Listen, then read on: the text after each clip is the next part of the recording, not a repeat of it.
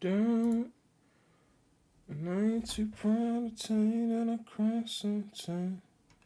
I cry sometimes about but we can make it work, but make it work, but I don't. And I ain't too proud to tell you that I cry sometimes. Cry sometimes about. Ugh.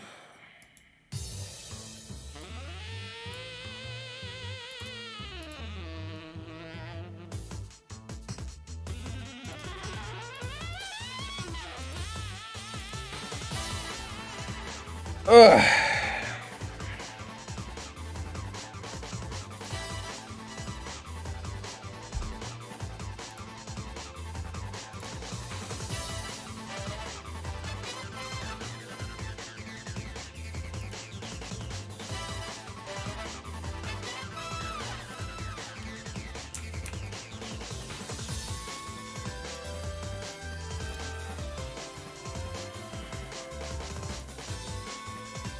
What's up, chat?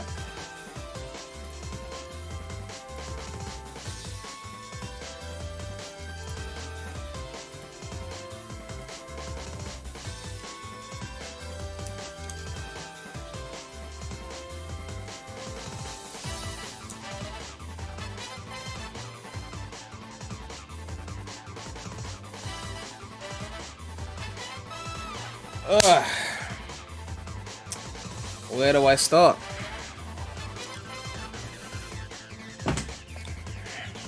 We're here with the Frontiers news. I was gonna make a video like in the morning, but I thought maybe there'll be some more news, so I'll wait. But now there's so much news, I'm just like, you know what? I should probably go live and just go through this shit. There's a lot of shit happening. A lot of Frontiers news we gotta talk about. Even I'm falling behind. Oh look, there's even more. There's even more. There's another one. There's another one.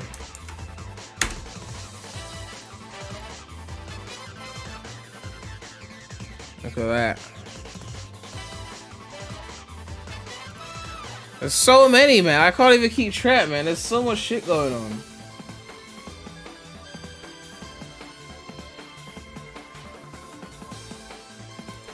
What is this?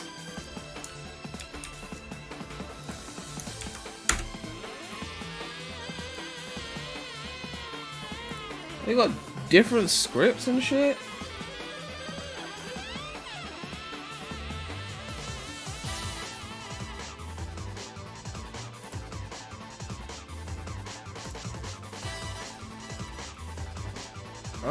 What else we got? Oh yeah, that's just artwork. I got so much to go through, I don't even know if to fucking start, man. I'm not even gonna lie. It's nice artwork though. Nice artwork. You got Sonic, Tails. Man, we ain't seen no Tails.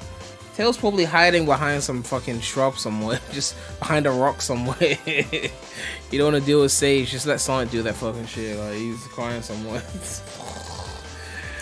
Oh, fucking Tails. You see somewhere. He's somewhere, alright. We'll see him at some point.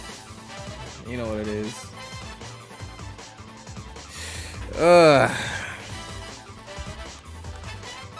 That's one of the Coco, right? Or more aggressive one, I guess.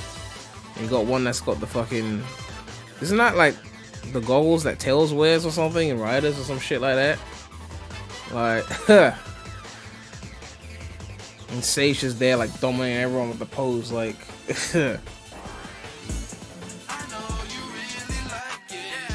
Yo, Chief tucking out on it $2 and said, "Let's get it." Yeah, we about to get it, man. We about to get it. We about to react to all this. We got a lot of shit. I'm actually nervous because I don't even know where to start. We've got okay, let's just break it down into sections. We got some new footage. most of it is like the open world shit that we've kind of seen before, but it's new footage. But then we got cyberspace chemical plant in there, so we gotta take a look at that. We've got Sonic team heads sucking their own dicks with interviews and articles and shit, so we gotta talk about that. We got critics giving opinions and info based on playing the demo. We got a Q&A from a fan who actually played the game and was answering a bunch of questions, including one that let me not start yet. I know you lot want to smoke, but I'll chill for a bit. You missed the news videos. Al, you haven't been keeping track on Sonic Frontiers? What has more priority in your life than Sonic Frontiers? Friends? No. School? No. Family? No. What the fuck else is there? Like, Frontiers, game of the year, right? Game of the year. Come on. Get hype. The fuck? Ugh. Anyway, let's begin with something simple. Gameplay. I don't have to talk too much. So, I've forgotten where it's from. Twitter explained it better. I think it was Sega Japan or some shit like that. Like, had a stream, right? Let me see. Sega officials newest showcase of Sonic Frontiers for TGS 2022. Yeah. So this is from Japan. They was talking about the game. Ugh. Game of the year is God of War, Elden Ring. I'll probably pick God of War over Elden Ring, to be honest. That's just me, but yeah. Anyway, Sega official, Tokyo Game Show, Japan. They got gameplay. Most of it is open world shit, but we'll still watch it because there's chemical plant cyberspace in there, and the cyberspace is like, let's face it, the weakest part of the game right now. So we gotta talk about it naturally. Anyway, get into this.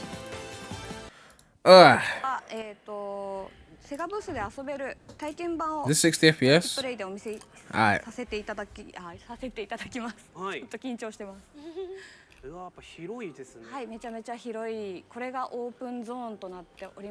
Right, so they say everything in Japanese, but the one thing they say in English is open zone. Like, they're really harping on this open zone thing.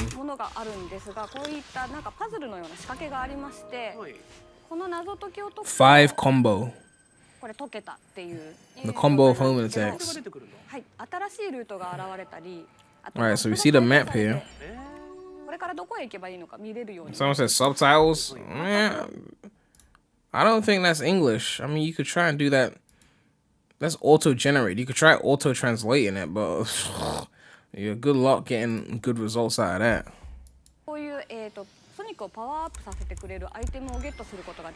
Yeah, I'm not reading all that.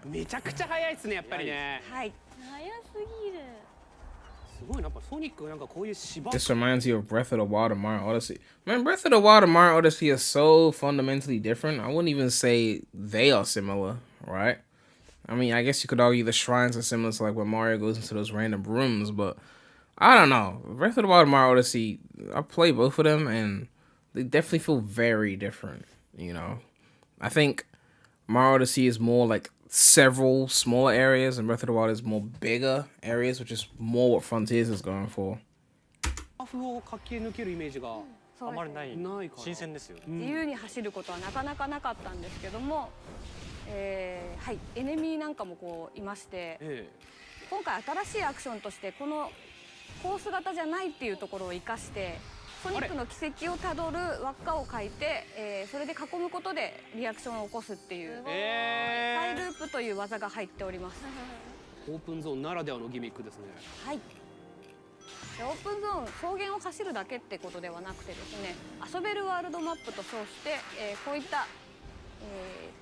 Yeah, this is pretty much stuff we've seen. I just want to see them get into the chemical plant cyberspace area.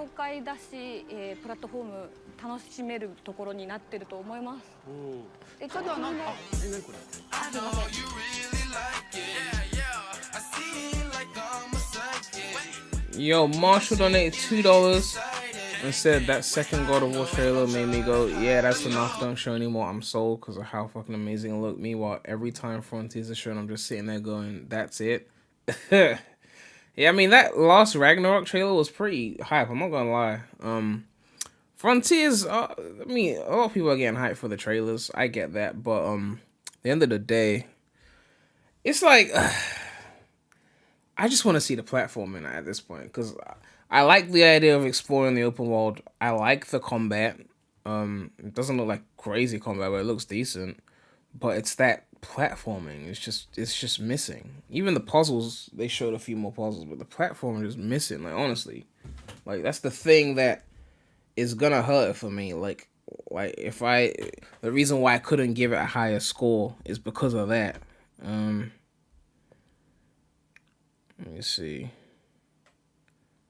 Ooh, there's more smoke in the DMs. Hold on one sec. There's some more shit going on. Yeah, we gotta go through all of that. Quite a few things we gotta go through.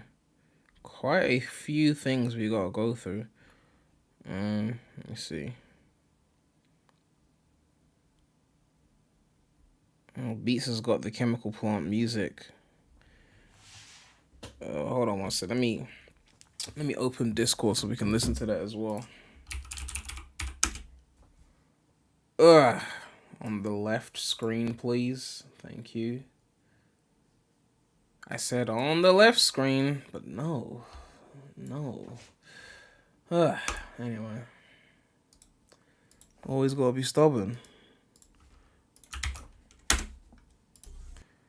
We'll watch that afterwards. First, we gotta see the actual footage first, but.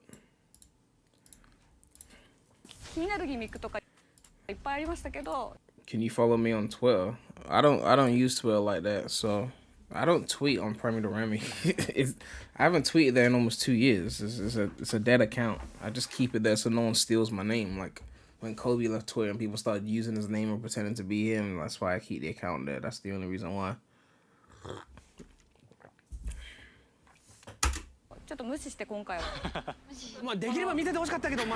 Someone said the city stage made me think it's not very automated because there are different pathways. You can still have automation on 10 pathways. You just pick one path and then you don't do much on each path. Like it's not about how many pathways there are. It's about what you're doing on the pathways, right? At the end of the day, you could have like 10 paths and they could all be basic. And you could have another game that has only 1 or even 2 paths, but they have really intricate platforming in them. Like, which one is better designed? Oh, 10 paths, you got more options.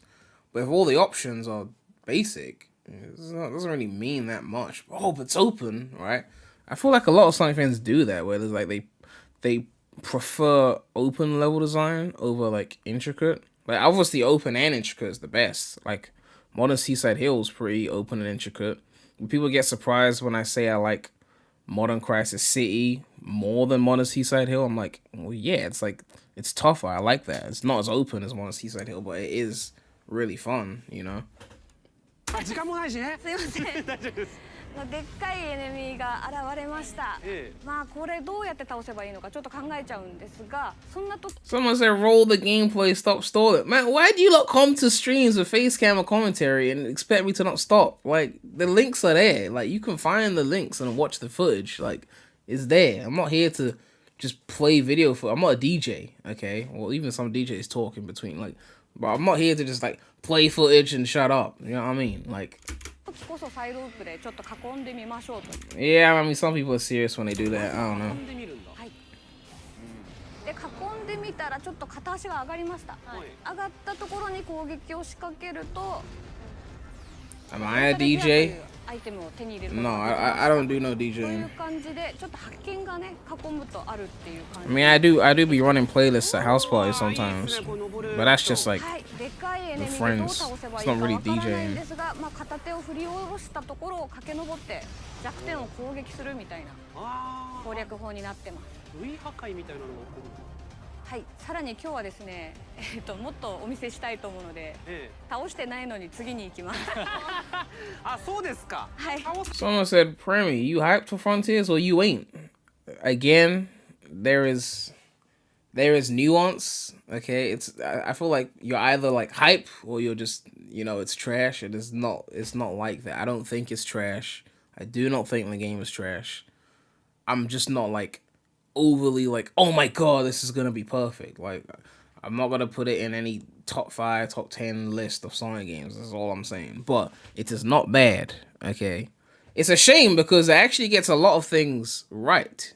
It's just that they forgot about the good platforming part. Like if they had like Unleashed or Generations quality levels, but brand new in cyberspace, if they'd had a bit more good platforming in the open zone, it could have really been up there. I think that's the way I see it, because everything else seems to be decent, but it's just that platforming and the platformer seems to be lacking. Someone said put colors on your top 5. let's chill on that. Let's chill on that. でですね、ここにちょっと後ろ姿映りましたね。これがココちゃん。I think they're about to go into chemical plant now. これがココちゃん。かわいい。So can he pick up the Coco like on some child garden type shit, or does he just stand next to them? なくても可愛いんですけど。こんな感じで島の中にいっぱいいる。で彼らを助けて。Someone said Colors is top 3, right? Colors is bottom 3. Colors is bottom 3. Well, okay, no. If we're talking main series, main series not including storybook, what is the bottom 3, right? So all the options are what? 1, 2, 3 Knuckles, CD, SA1, 2 Heroes, 06, Unleashed, Colors, Generations, Lost World, Forces. Well, the bottom 3 would be like Forces, CD, and then yeah, probably Colors would be bottom 3. Yeah, Forces, CD, Colors. That's main series, right? I'm not including Rise of Lyric because that's not Sonic Team. Yeah, it's Forces, CD, and Colors. Because then after that would be like Lost World, right? And then maybe like Sonic 1. What else is there after that? Pretty much, yeah, pretty much everything there. Aside from like Forces, CD, pretty much everything I liked, enjoyed to some degree. Because Forces, there were some levels I enjoyed, but as an overall game, I didn't really like it that much. And CD, I didn't really like. So aside from Forces and CD, I've had some fun with all the other main series games, I would say. Sonic 1 I enjoyed, 2, 3 Knuckles I enjoyed, SA1 and 2 I enjoyed, Heroes, the greatest game ever made, 06 I enjoyed, Unleashed I enjoyed, even Colors I enjoyed. It wasn't that great, but it had its levels, it had its Act 1s. Obviously Generations is great. Lost World, as generic as it looked, it had some fun levels, I'm not gonna lie. It was good for Time Attack. Yeah, it was actually weird. I've actually enjoyed most of the things they put out, even if I wouldn't rank them as highly as specific ones, but ココの親分みたいな。なんだっけ。長老のところに連れて行くと、Alright, let's get into cyberspace. Let's see the shit. ということで、島にいるココを見つけるのもちょっと一つの楽しみになってます。ちょっとアドベンチャー的な、ソニックアドベンチャーにもね、こういうのあったけど。そうですね。で、ちょっとここにね、不思議な椅子みたいなものが、遺跡があるんですが。You wish SA1, 2, and Heroes were available on PS5? Man, I wish they were available on PS4. Well, actually, no, Adventure Games, I think you could access them on PS4. I don't remember. But, yeah, porting old games, I don't know. I don't know if they're holding out because they want to remaster them and charge more money than just a straight port or just emulation. But I don't know what's going to happen when it comes to ports. They done Colors Ultimate. They did Origins. I feel like the next logical one for them would probably be Gens because it's, well received and fairly recent. But we'll see. 行ける入り口になってます。電脳空間。はい。で、先ほどエネミーを倒して手に入れたポータルビアを使ってこの電脳空間にこれから行ってみようと思います。電脳、ちょっと今までのこのフィールドからは電脳館っていうのはね。そうですね。全くちょっと想像できないんですけど。この電脳空間っていうのがこの島に昔存在したであろう古代人の Oh, one generations now. Look. ちょっとね、ちょっとしたこういうアクションの練習するロード時間を利用して練習するところなんかが今ロード画面なんです。はいあった。All right, chemical plant. はい。ちょっと途中になっちゃいましたが、古代人が作り出したテクノロジーでできている。One thing I didn't like about forces. A monkey boy donated $2 and said, "Hope you're having a good day, friend." I'm doing all right. I'm doing all right. Thank you for the support. Thanks for the donation. But yeah, one thing I didn't like about forces, and this is a very minor, very nitpicky thing, and they're doing it here as well. Very nitpicky. Okay, before people say I'm bitching. Okay, there'll be areas where usually, like in the older games, they would have put like a ramp there, right? And then now they just use more springs. I don't know. I just like the mix of springs and ramps is supposed to be like balanced. Like you kind of feel when it's supposed to be a ramp or when it's supposed to be a spring. And somewhere like here, you would expect a ramp, but it's a spring. It's so little, but like I remember like when the first Sunset Heights gameplay dropped, the places where you think they'll put a ramp there and it's like spring into an orange troop. I'm like, why put a spring there? I don't know. It's like you gotta have balance between the two. Okay, that's all I'm saying. 古代人が作り出したテクノロジーでできているちょっとこう世界中の記憶を集めたアーカイブみたいな空間っていう設定になっててですね。すげえ面白そう。ソニックの記憶でできている。So this is like a modern chemical plant from Generations, but not the same. You see, I think in modern chemical plant, one of these was like a trick ramp. Like the higher one to the left was like a trip ramp. I'm pointing to it, but no one can see my finger. This was like a trick ramp, right? And then this was like a regular. In fact, I could just check right now. All right, so wait, that's my intro. Hold on. If we go here, funnily enough, this is straight from Generations, so they used the spring here as well.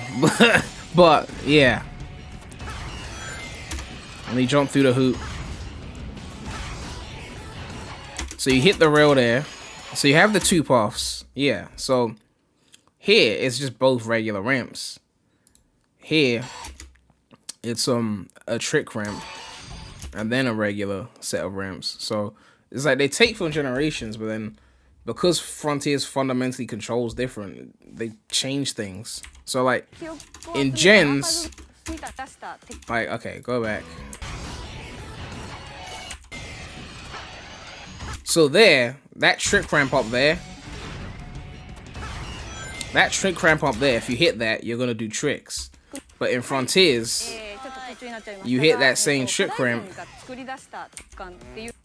Where's the trick ramp?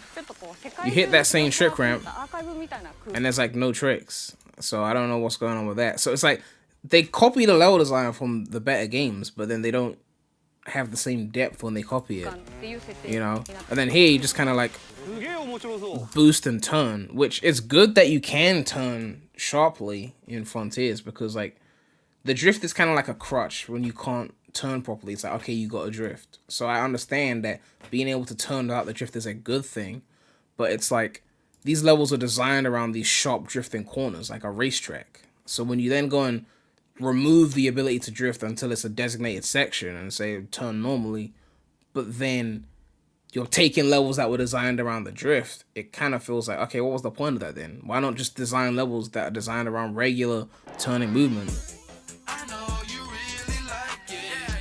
Yo, Maso donated $1 and said the popping in this game is still there. It looks awful to me.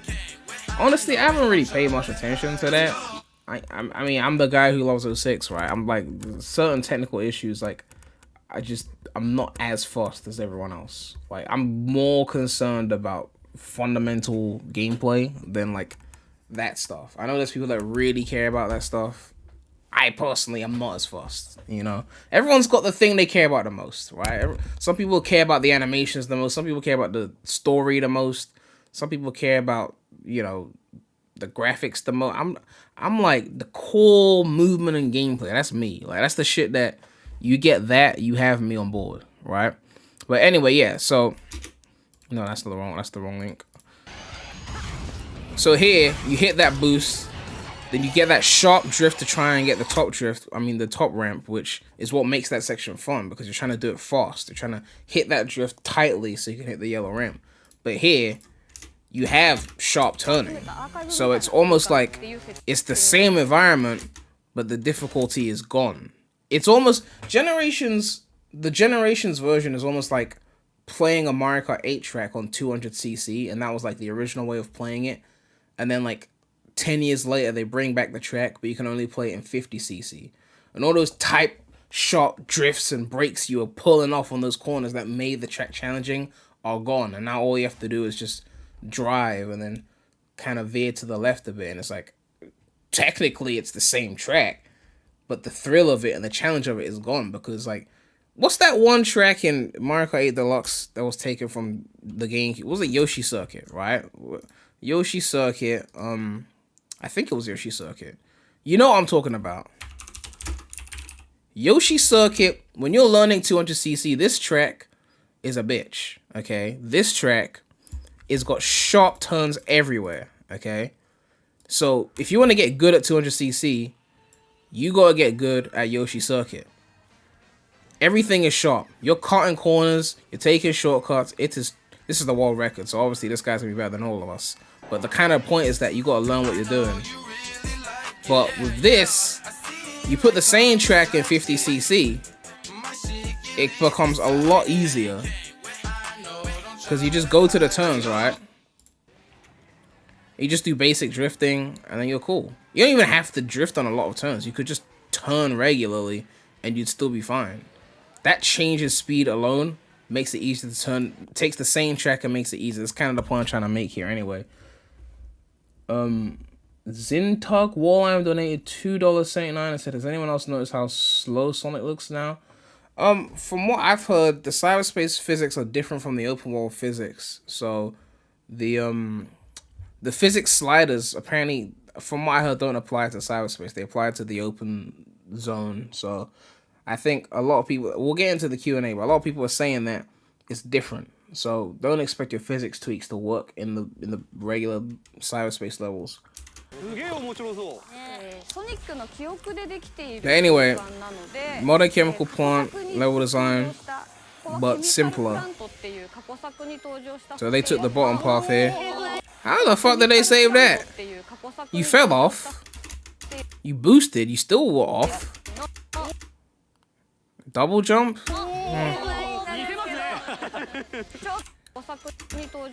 How did you even fall there? What were you doing that you fell there? You're moving forward. Did you quick step? What was that? What was that? You just ran slided to the left. Well, I don't even get what that was. Was that a quick step in the air? Was that... What kind of movement is that? You want to get an official Mario and Sonic battle game? I mean, you could play Smash.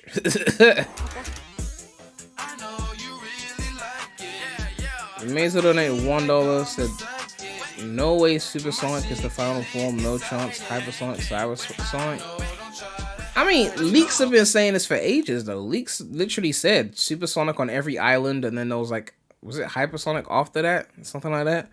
Like, they brought back another form. Like, it's pretty clear at this point. He held left after dropping off. But then why would he be kicking his feet like that? Like, if you held left, like... It's the animation that's throwing me off, because, I don't know. You're in the air and you hold left. You're kind of like that. He's kind of like still running forward. It makes it just feel like wind blew him to the left or something. That happens in Forces as well. Yeah, I mean, it figures. It's built off of that, so.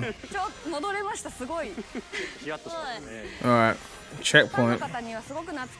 So is this still modern chemical plant? This part looks a bit different. Yeah, this part is different from modern chemical plant. To my knowledge, at least. I don't remember this in modern chemical plant.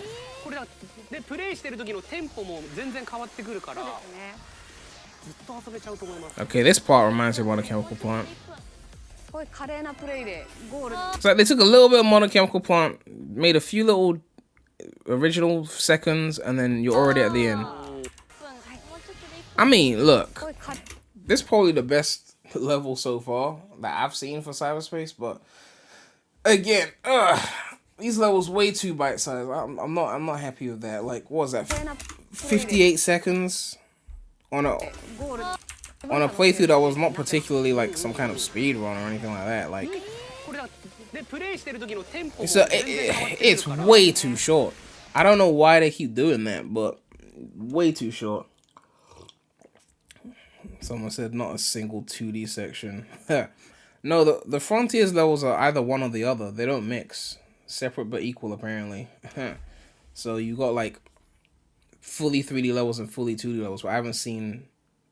I don't know, there might have been one in between, but I don't know, I've forgotten. Someone said could beat that in 40 seconds. It's really short, okay? Like, the tutorial in Sonic Heroes is longer than that, okay? Like, what is the world record for Seagate actually? Let me check, because let me see.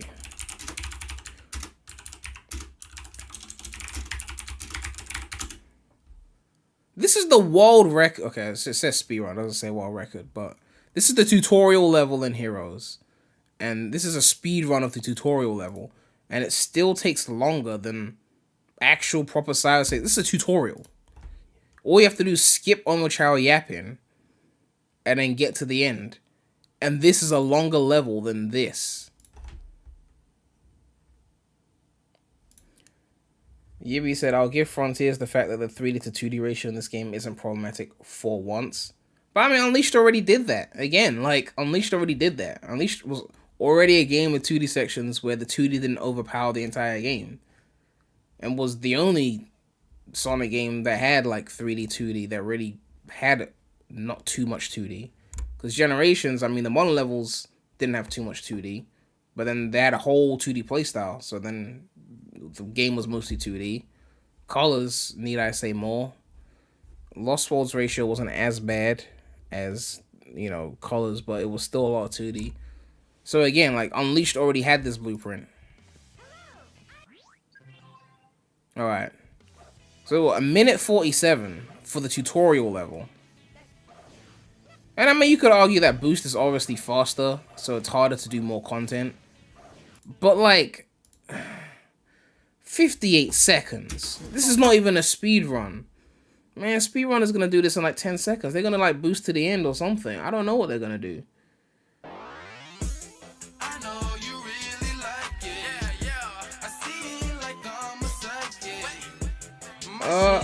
Mesa donated $1, said no way Super Sonic. No, I already seen that one, sorry. He donated $1 and said give us your top 5 worst Sonic games, 1 being the worst. I don't know. If we're talking main series, it's a lot different. If we include side content, you're looking at other shit, you know. I have to think about that one. Someone, I can't read that. Like, I would try, but that would be pointless. Donate $5 and said, imagine Otani making a whole ass 2-minute banger of a song just so the level could be 45 seconds long. I mean, at least those who suck will be able to hear the whole song, so they've got that, you know. But top 5 worst Sonic games, like, I made a tier list ages ago. Let me quickly peep my tier list, actually, if I still have it saved somewhere. Hold on. I mean, I shouldn't really leak this because I was supposed to make a professional tier list video, but I always never do it. But I might just leak it now because I don't know when I'm going to make that video, to be honest. We'll see. I think I have a tier list.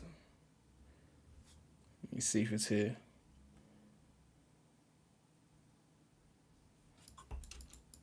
I feel like I would have saved it. Or maybe not. I don't know.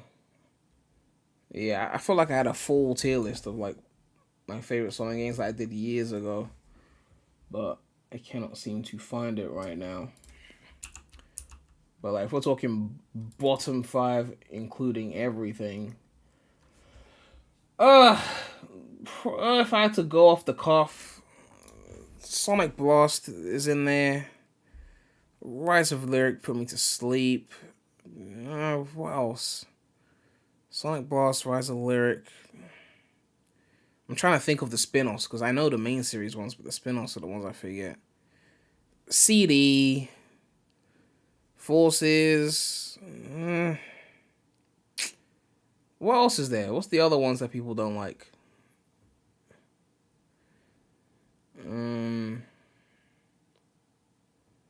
What else is there? Oh yeah, Free Riders. Well, actually, I haven't played that. Zero Gravity, I played that. That was mid. I need to play Free Riders at some point. Like, I need to cop that because that will be interesting. Genesis GBA. That's a cheat though. That's a port of a good game. That's just a bad port. I don't want to include bad ports. Team Sonic Racing wasn't bad. It was just mid. It was just like, it was classic Izuka not wanting to challenge us. Not enough sharp turns. Not enough challenge in the movement. It got too simple. Chronicles, haven't played that, so I can't speak on that. Secret Rings is an annoying one because I know that if the game had regular controls, I would love it. I know that if it had regular controls, I don't want to say it would be one of my favorite Sonic games, but I would really enjoy Secret Rings of regular controls. So it's a tough one for me with that one because I liked the aesthetic and the music, and the level design was a bit on rails, but it was like, it wasn't like a main series game to me. Labyrinth, I guess, sure. What else is there? Sonic 4. I don't hate Sonic 4 actually. I actually enjoyed Sonic 4. Black Knight, not one of my favorites, but it's not bottom 5. Shadow the Hedgehog, again, not one of my favorites, but not bottom 5. Spinball's alright. Sonic Schoolhouse, didn't play that. Someone said hero. Are you trying to get banned out here? It's about heroes.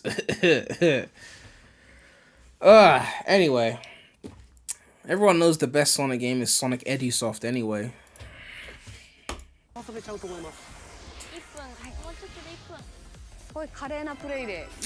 I just, how are you gonna make a game that is 20 to 60 hours long and it makes cyberspace levels a minute at the most? It's just, it's upsetting. It's so upsetting. It's like, I know that we got short attention spans nowadays, but like, this is a bit too far. Like, it's a bit too far. It's actually so annoying because even the strongest levels in Forces, like, they don't have a moment to get going. It's like driving a car. Amazed that only $1 says Sonic Speed Sim.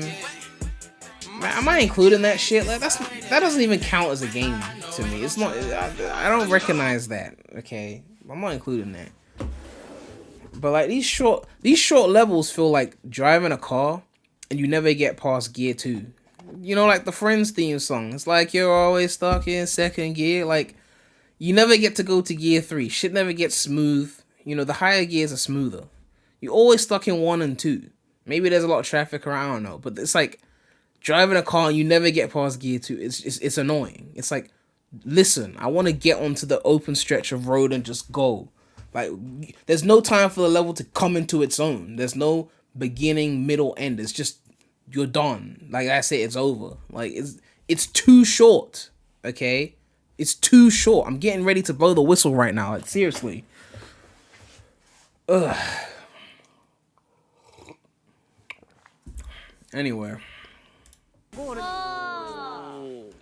Let's take one more look through. アクションの練習するロード時間を利用して練習するところなんかが。今ロード画面なんですか。はい、あった。いやソニックだ。はい。ちょっと途中になっちゃいます。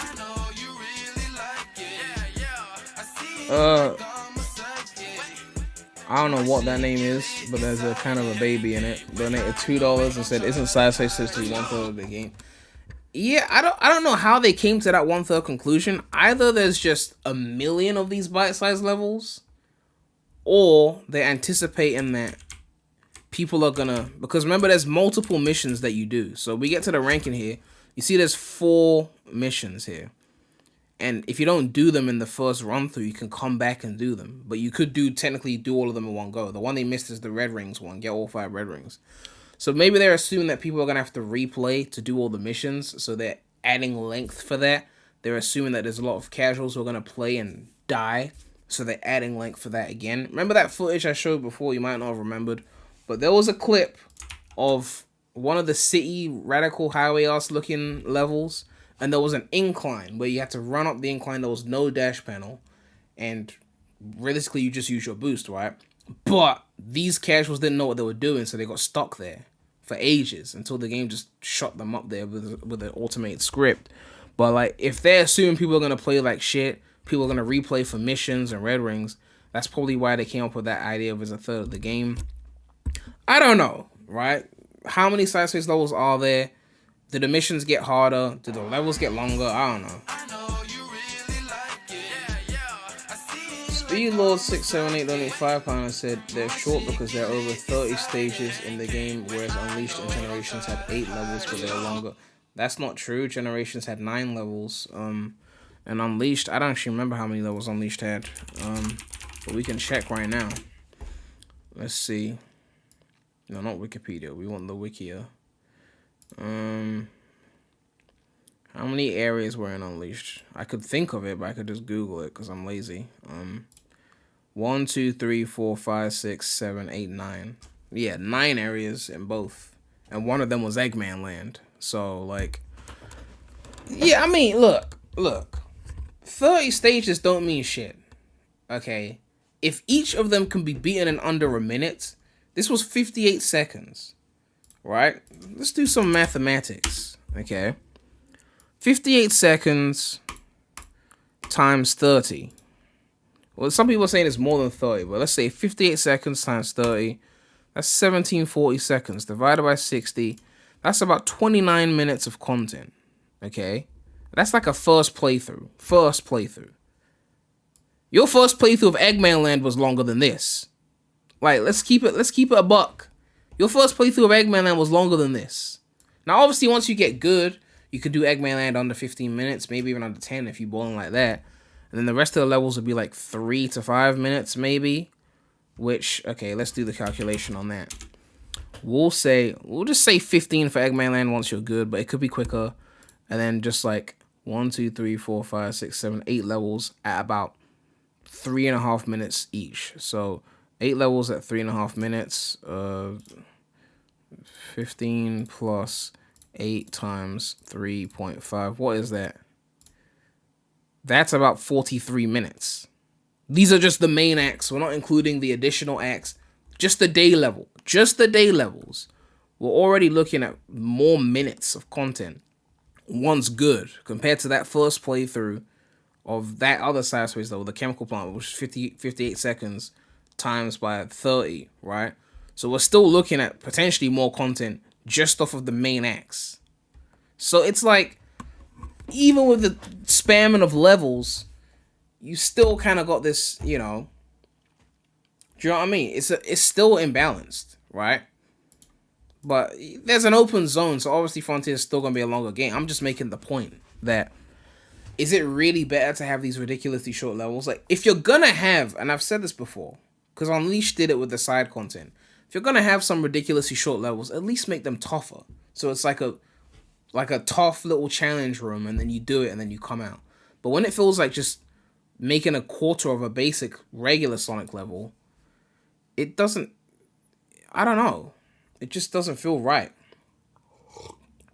It doesn't feel right. Ali said, I'll take 10, 5 to 8 minute levels than 40, 30. Exactly, right? You want a proper level. Like, some people would rather eat like 5 meals a day, but they're tiny ass meals. And some people would rather eat once and just have a big ass meal. And it's like, that was a good meal. I'll starve until tomorrow. Do you know what I mean? Like, everyone's different, right? I think I did a poll asking people on one of these streams, and most people was like, we want the longer levels, but less of them, right? A good high quality boost level or adventure style level, whatever, has an impact, right? Because when it's time to replay the game, it's not the open world that's going to get replayed. You're just going to boot up the game and just replay levels, right? Naturally. Like, when you replay Unleashed, do you spend time running around the hub world a million times? You know, maybe you might go there for a few seconds, but realistically, you just want to go there, replay levels. Go to the world map and just replay levels. So the levels are supposed to be the thing that keep you coming back. So if they're like 58 seconds on first playthrough, is that going to keep you coming back? I don't know.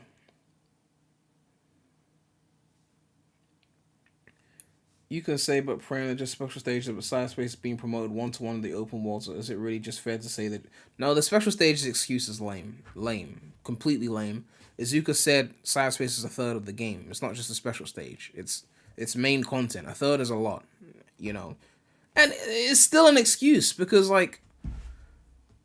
So? It's a special stage. So what? Mania had great special stages. People be replaying the Mania special stages, even after they got the emeralds. Just because it's fun. Like, those are good special stages right there. Like, it's not an excuse for them to be mid. Do you know what I mean? Ali said this game definitely won't score higher than 75 for critics. Will be barely above forces. I don't even... You see, I don't know. I don't know. Like, I need to make a video on this because, like, I have been... Usually, I'm right on the money when it comes to what critics will score a Sonic game. I'm usually within range. I don't know. Like, I don't know. I mean, I don't know what it will score. I said before that 75 and above is a W because that's the green score on Metacritic. It could hit that, but it also might not. I don't know. I'm not sure. I don't know what people are thinking. I mean, I've read critic opinions, and there's some good ones, some less good ones. I would, if I had money, I would not bet on a critic score. Like, with Forces, I was like, yeah, this shit's not gonna do well. Like, I could see it was blatant, right? And if this game was just cyberspace, I'd probably be the same way. I'd be confident. But the open zone is enough new. Well, I'll get to you in a second. But do you know what I think it is? I think when there's something new, people are more willing to forgive issues, right? So cyberspace is old in the sense that it's the boost gameplay that we have plenty of instances of boost gameplay to compare it to. It's obvious. Whereas the open zone, the only Sonic games that really had some kind of inspiration for that would be Adventure 1, 06, Unleashed. That's it. The only ones that had hub worlds or an open area. 06 had them, Adventure 1 had them, Unleashed had them. And because this open zone is clearly more fleshed out than all of those hub worlds, the open zone already looks good based on comparing it to its own series. And that's why people might be lenient on Frontiers. Whereas cyberspace, which is a third of the game, we can compare to better design levels from the past and go, I can't make excuses for cyberspace because we've had better levels in the past. So it's that mix of that's why I don't know where the game's going to review. Because if you compare cyberspace, it's like, this is clearly worse than boost games from before. Easily. But then you look at the open world, you go, what open worlds have we gotten in Sonic? Adventure 1, that was fun, but not much to do. Unleashed, more things to do, but really small and cramped, and the control wasn't good for the hub worlds. 06, there were some things to do. It was nice and big, but people didn't like 06, naturally. I mean, I enjoyed the hub worlds there, but again, still not much to do. So it's like you compare that, and it's like Frontier stands way taller. And that's why I'm so conflicted. It's because there's two things, and one is clearly worse than what came before, and one is clearly better than what came before. But, you know, I think that's the issue. But anyway, I got a few donations here. Another, I don't know what language that is, Japanese, Chinese, Korean, I don't know, donated $5 and said, the fact that there are 30 plus of them makes you think all of them will be sub 1 minute and forgettable. I really hope I'm proven wrong. Yeah, I don't know. I feel like they're all going to be similar length. And then HNT donated 99 cents through Super Chat. Thank you, everyone, for the support. Someone said can't wait for the momentum, adventure control, and spin dash mods. I mean, now that there's a physics slider, they might even do some crazy shit with that and make it even more extreme. Who knows? Who knows what they do with it? We'll see. But yeah, so another issue that I have, and this goes back to like my love of the 2000s and whatnot, although Colors wasn't too bad on this. Rankings, right? Like in the Adventure era and then 06 and Unleashed, even when a level wasn't too difficult, you always had rankings as an extra layer of difficulty. So like in Heroes, if you didn't know how to play the game, you were going to get E ranks. Usually one death in Heroes, especially after like the first 20% of the level, would result in an E rank, usually. And it was there so that it's like, we'll let people beat the game. Even on Team Rose, we'll let you beat the game. But we still need to let you know there's more work to be done. Like, just because you got to the end of the level doesn't mean you Gucci, alright? There's still more work to be done. Try and get good and get this higher ranking. It was important. It was very important. You know, I even said I did a Sonic Adventure remake video where I gave my thoughts. I even said they should have added rankings to an Adventure remake because it was such an important thing. Ever since Generations, I guess they decided that everyone needs a participation trophy, so everyone gets an S rank, which kind of makes the rankings moot. Which, to be fair, again, Lost World Time Attack rankings were decent. Those were decently timed rankings. Okay? Now, with previous Frontiers footage, the rankings all said 99 minutes. Like, people said, well, everyone's getting an S because they haven't put the times in yet, so we don't know what the times are. Right? But you look here, and you can see the times. C, 1 minute 40. B, 1 minute 30. A, 1 minute 20. S, 1 minute 15. They beat this in 58 seconds, and there was no major hazard there, right? They had an additional 15, 16, 17 seconds to still get an S rank on that very simple run of the level, right? And it's not even like you have to get all the 5 red rings to still get the S rank or whatever, because like the red ring mission, you could do that separately and get a lower rank and then come back and S rank the level and you've got all the missions completed. So even the rankings don't provide any additional challenge. It's just there as a novelty. It's a nice looking logo. It looks shiny, but it's just there as a novelty. You play it, you get your S rank, you keep them. It's a participation trophy, essentially. There is no merit to it. You know, like, as I said before, like, DMC has rankings of this combat. So, like, you could do it a basic way and you will get lower scores. And it's there to tell you that, yeah, you're defeating these enemies, you're progressing, but there's better, more stylish ways you could be doing this. And with this, they don't care. And it's something that bothered me in Generations 2. Like, it did. Generations is still a fun game, but, like, the rankings are pointless there. Very pointless. Maybe less so in the missions, because some of the Generations missions were a bit tighter with rankings. But, like, main levels, just don't die and don't stop and stare at the flowers, and you get an S rank. You know? So it's just one of those things. It's just one of... It's that... Because the whole point of the rank was that you could make a level that people who are less skilled could still beat, but then give people who are more skilled an incentive to play better, you know? Whether it's taking higher routes or defeating certain enemies or taking cool shortcuts, it was important, right? Like, it was important. And they took that away. And now it's just like, why is it even... It's kind of upsetting. It's like they don't want to put those things there to incentivize people to play better. Someone said you can die and still get the S and gens. No, you can't. You can't. Because you get the perfect bonus, which bumps up your rank by 1. And you only get that by not dying. Ugh. Someone said, why are you always hating, bro? Oh, here we go again. あとね、左の方にミッションが4つほどあるんですけど、 06 had the hardest S rank, no cap. No. 06's S rank was heavily biased towards rings. All you needed to do, because it was 50,000 points to S rank 06, and 100 rings was 10,000 points, right? No, was it? Yeah, 100 rings was 10,000 points.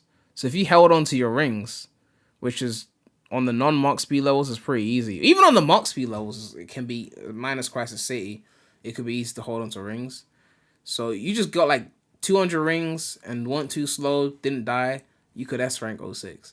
I still firmly believe the hardest S ranks were SA2. I still firmly believe that. Heroes is a little bit easier than SA2. Maybe that's just because I'm better at Heroes, but I just think SA2's rankings, they put more emphasis on the stylish shit, like pulling off tricks on rails, and also SA2 rankings were tight.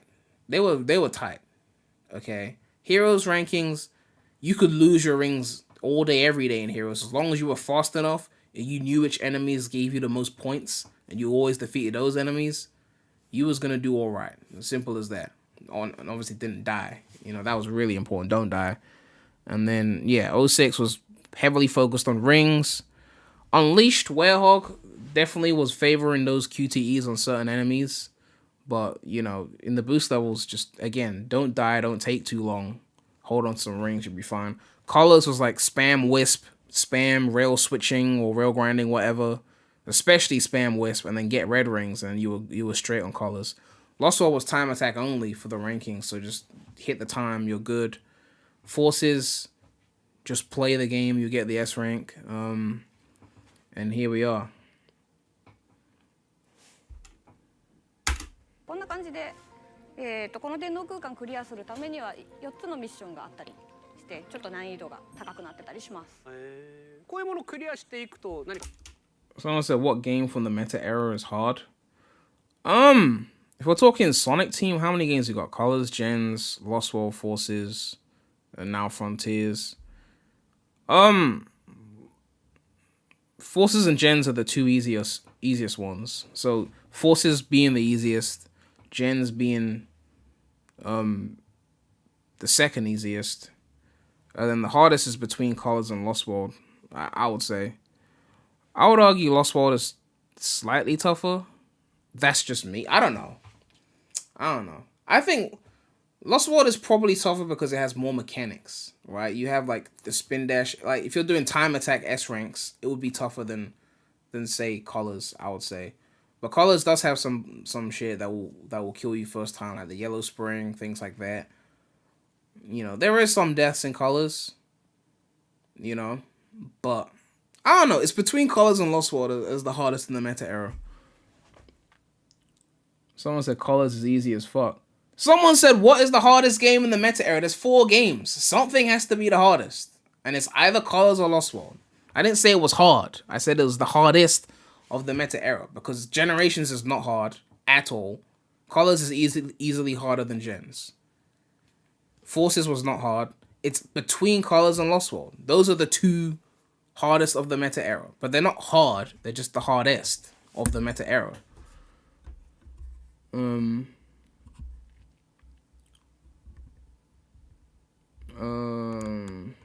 Lost World just for the rail levels. Or the C-bomb Segway levels. The first one was easy though. It was only the second one that was tough.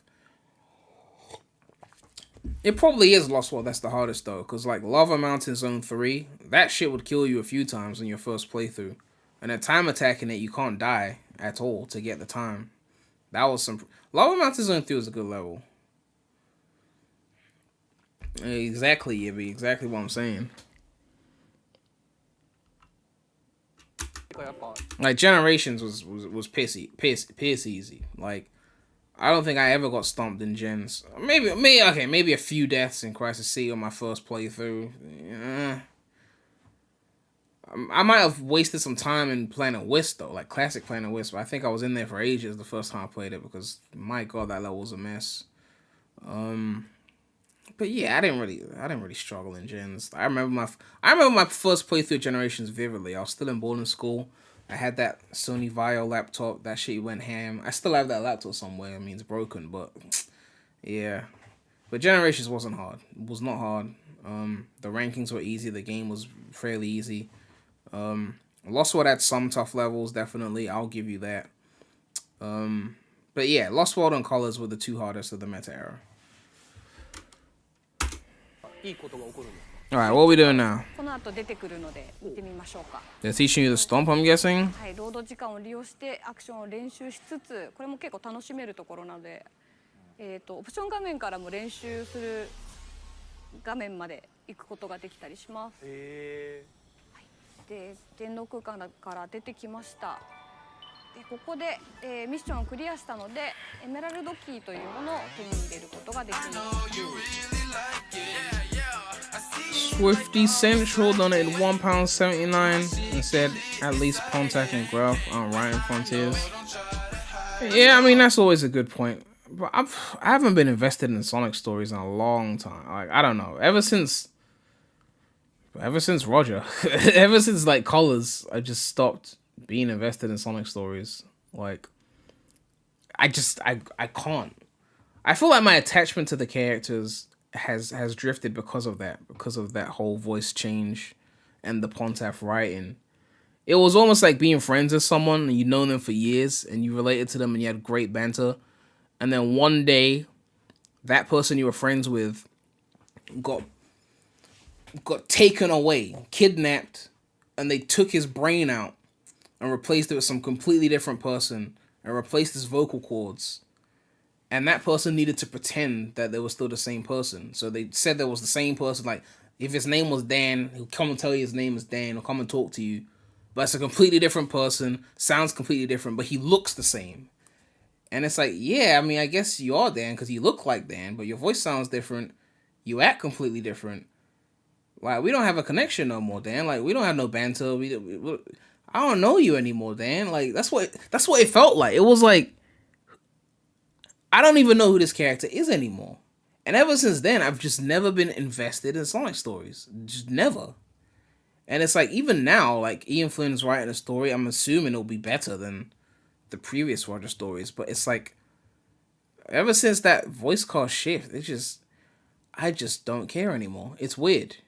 Because like, I was playing God of War the other day on the non-Sonic channel, link in the description. Well, check out the non-Sonic channel, please, okay? I was playing God of War the other day, and again, I don't play God of War like that. I played the PS2 version a little bit, but I don't know much about, like, the characters or anything like that. But I was playing it, and I found myself, like, invested in the characters, like, Kratos and his son. Like, I was invested. I don't know what was going on, but I was invested. And I haven't felt that feeling for Sonic since, like, Unleashed 06? Sonic X era? Like, do you know what I mean? Like, I don't know. I don't think this is enough to make it come back for me. Like, I'm sure it'll be a better story, but maybe it's just too far gone. Maybe it's too many years of not relating to the character that it's just hard to feel that relation again. You know, that sounds weird. But, yeah, I think that's why the Sonic movie was so good. Like, the second one. Like seeing Knuckles in Sonic movie 2, that was, like, me relating to the character again, like, oh my god, this is Knuckles, like, oh my god, like, I felt some, like, attachment again, and I haven't felt that in a long time. So, you know, it's just one of those things. It's maybe I'm too old for it, I don't know, but it's one of those things. I don't know what to say. これを手に入れるとですね、一定数手に入れるとカオスエメラルドというものが封印されていたのが解放されます。まあファンの方はご存知だと思うんですが、ソニックってカオスエメラルドを使ってスーパーソニックに変身するんですね。なのでこうやってゲームを進めながらカオスエメラルドを集めていきましょうという。Yo, Platinum G donated $5 and said, people need to stop talking about best story or best Sonic game. The recency bias getting to people's heads. Yeah, I said this in my Sonic Unleashed Hypocrisy video, that people always give excuses for the upcoming thing, right? Like they said, when I compared the combat in Unleashed to the combat in Frontiers, people said, yeah, but the Unleashed combat is trash and slow. The Frontiers combat, well, they said the Unleashed combat was trash, slow, and button mashy. And the Frontiers combat looks faster and looks like it won't be button mashy. I'm like, how do you know that it won't be button mashy? Right? That makes no sense. You haven't played it. You're judging something you actually played and then hyping up something you haven't played and saying it's better. I'm like, okay, like, I'm not saying you can't make any opinions based on footage, but like, how do you know you can't button mash? And then lo and behold, a Sonic fan went to go and play the game, the demo, and said you can button mash. So clearly, it's just like Unleashed. You can button mash if you want to. Doesn't mean you should, but you can. But people were making excuses. A lot of people were on that. Someone said, you talking about my comment? Believe me, you are not the only person to defend Frontiers combat in that I got a lot of dislikes on that video, let's just put it that way. But you're not the only person. I don't even remember your comment in particular. So many people were coming at me saying I was an Unleashed fanboy, an Unleashed stan. I beat Unleashed when I was 21. It's not nostalgia, okay? Like, I played it in 09, but I didn't get far. Again, I didn't have a PS3. I bought it for a friend to play at his house. I must have made it to, like, Dragon Road Knight back in 09, 2010. I don't know. I didn't beat it then. I came back to beat it in 2016, literally, like, when I was 21. So it's not even like a, oh my god, that's your childhood, you're just sucking Unleashed dick. I'm like, no. You could make that argument for maybe 06 and below. Like, 06 and below, that was my shit. That was my childhood, okay? Unleashed, no, wasn't my childhood. Colors was not my childhood. Everything after, like 06. And, I mean, Secret Rings, I followed it when it was coming out. I never played it until an adult, so I can't even include that. After 06, everything, after that, there's no nostalgia, there's no anything. So, at that point, you know, you can't play that card on me, okay? I was born in 95, okay? I was born in the 1900s. So, after a certain age, that nostalgia shit just starts to go away. I mean, what was the last game I felt nostalgic for? Maybe the Ezio trilogy, but that was early 2010s. But I felt nostalgic for that because those are the first open world games I ever finished. Not played, but like finished. So that, but with Sonic, I don't get nostalgic feelings that much for anything post 06. Like, I mean, I do remember getting Generations, and that was a big moment for me because it was on PC, and they had kind of abandoned PC throughout the 2000s. One of the things I hate about the 2000s was how they abandoned PC for like several years. But anyway. You're not an Unleashed fanboy. The people who are diss on everything that came after Unleashed. I mean, it's so funny because people always like to like watch one or two videos of mine and then lump me into a category. Like, oh, he hates classic Sonic, or oh, he's an adventure fanboy, or oh, he's a Dark Age stan, he's an Unleashed stan. Like, he doesn't like anything from the meta. It's so funny. If I look at my top 10 Sonic games, who's calling me? If I look at my top 10 Sonic games, it includes shit from the 90s, like Sonic 2, Sonic 3, Adventure. If I look at the 2000s, it includes like Heroes, SA2, you know, 06, Unleashed.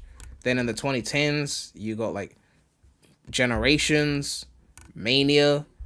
Every decade, there's games from like 1992 to 2017. That's a 25-year window in a 31-year franchise. 25-year window of games in my top 10 every decade. So this whole idea of I have a hate boner for the 2010s. I mean, it might seem like that. And yeah, there was a lot of things I didn't like in that decade, but there was things I didn't like in previous decades as well. It's just that there was so much less shit in the 2010s that most of it was, you know, not as strong. And again, the dumbing down of things I didn't like. The Forces was the last straw for that. It was the last straw because Lost World was 2013, so it was like you're still in the early part of the decade. You got plenty of years left. Okay, they could have come with bangers from the rest of the decade and would have been fine because the decade started off not too horrible. I mean, Colors wasn't the greatest, but you know, you had All Stars Racing, and then Free Riders was kind of, and then all that. Marshall Uncle donated $2 and said, I love Flynn. He's a great rider, but people thinking this game will have the best story in the series is kind of baffling. If you guys think the comic mandates are bad, imagine the restrictions he's going to have in a Sonic game. Yeah, I mean, people do forget that even if Ian Flynn is an amazing writer, he still has to work within the confines of what the game is. They don't design the game around Ian Flynn. Ian Flynn has to work his story around what confines they give him. So if there's certain restrictions, he's not going to be able to swing his dick around and be like, we're doing it like this, right? He has to do it the way they want.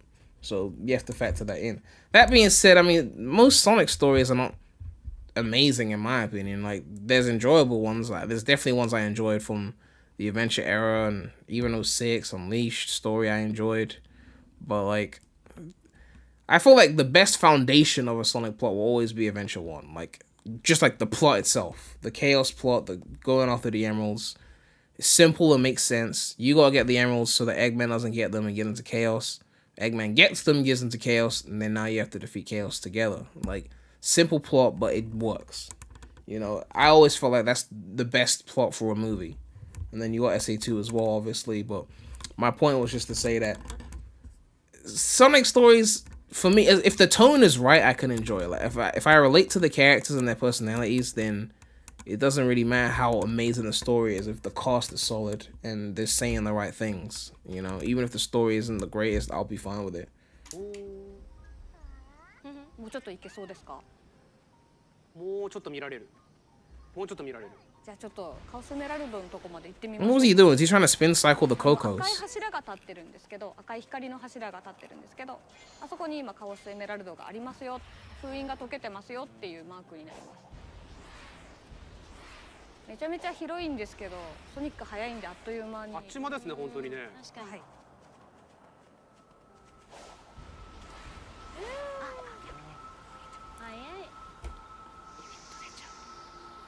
Alright, so he fashions the key out of his hand. はい、先ほどの鍵を使ってカオスエメ Now ラ he ルド gets the emerald. を手に入れましたというところになります。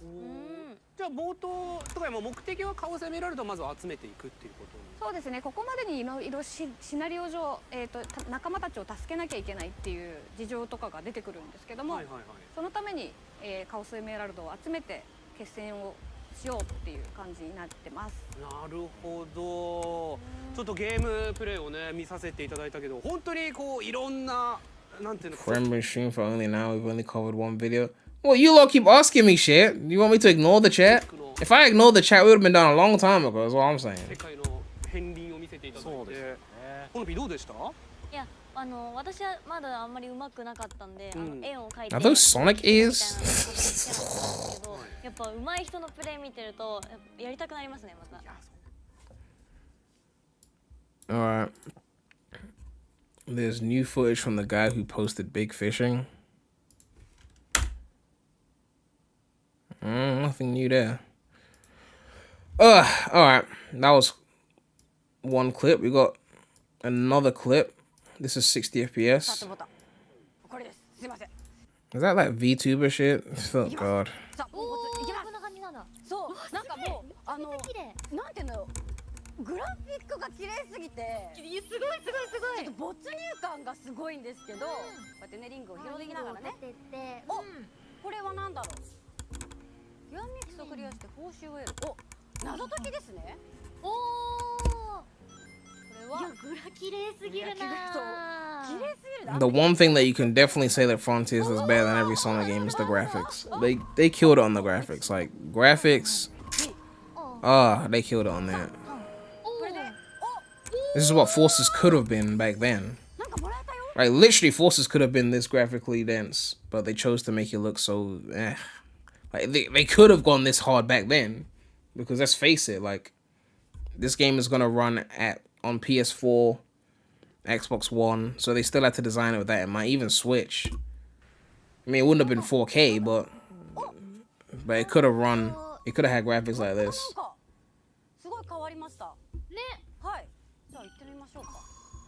They just didn't have the budget for it. And I mean, look, that's why I say we're in the multimedia era now, because I firmly believe that they wasn't gonna do anything of this scope without the movie success. Okay, I firmly believe that. So that's why I say the multimedia is so important now. So they started respecting the franchise more from a games perspective, because the multimedia was respecting itself so much.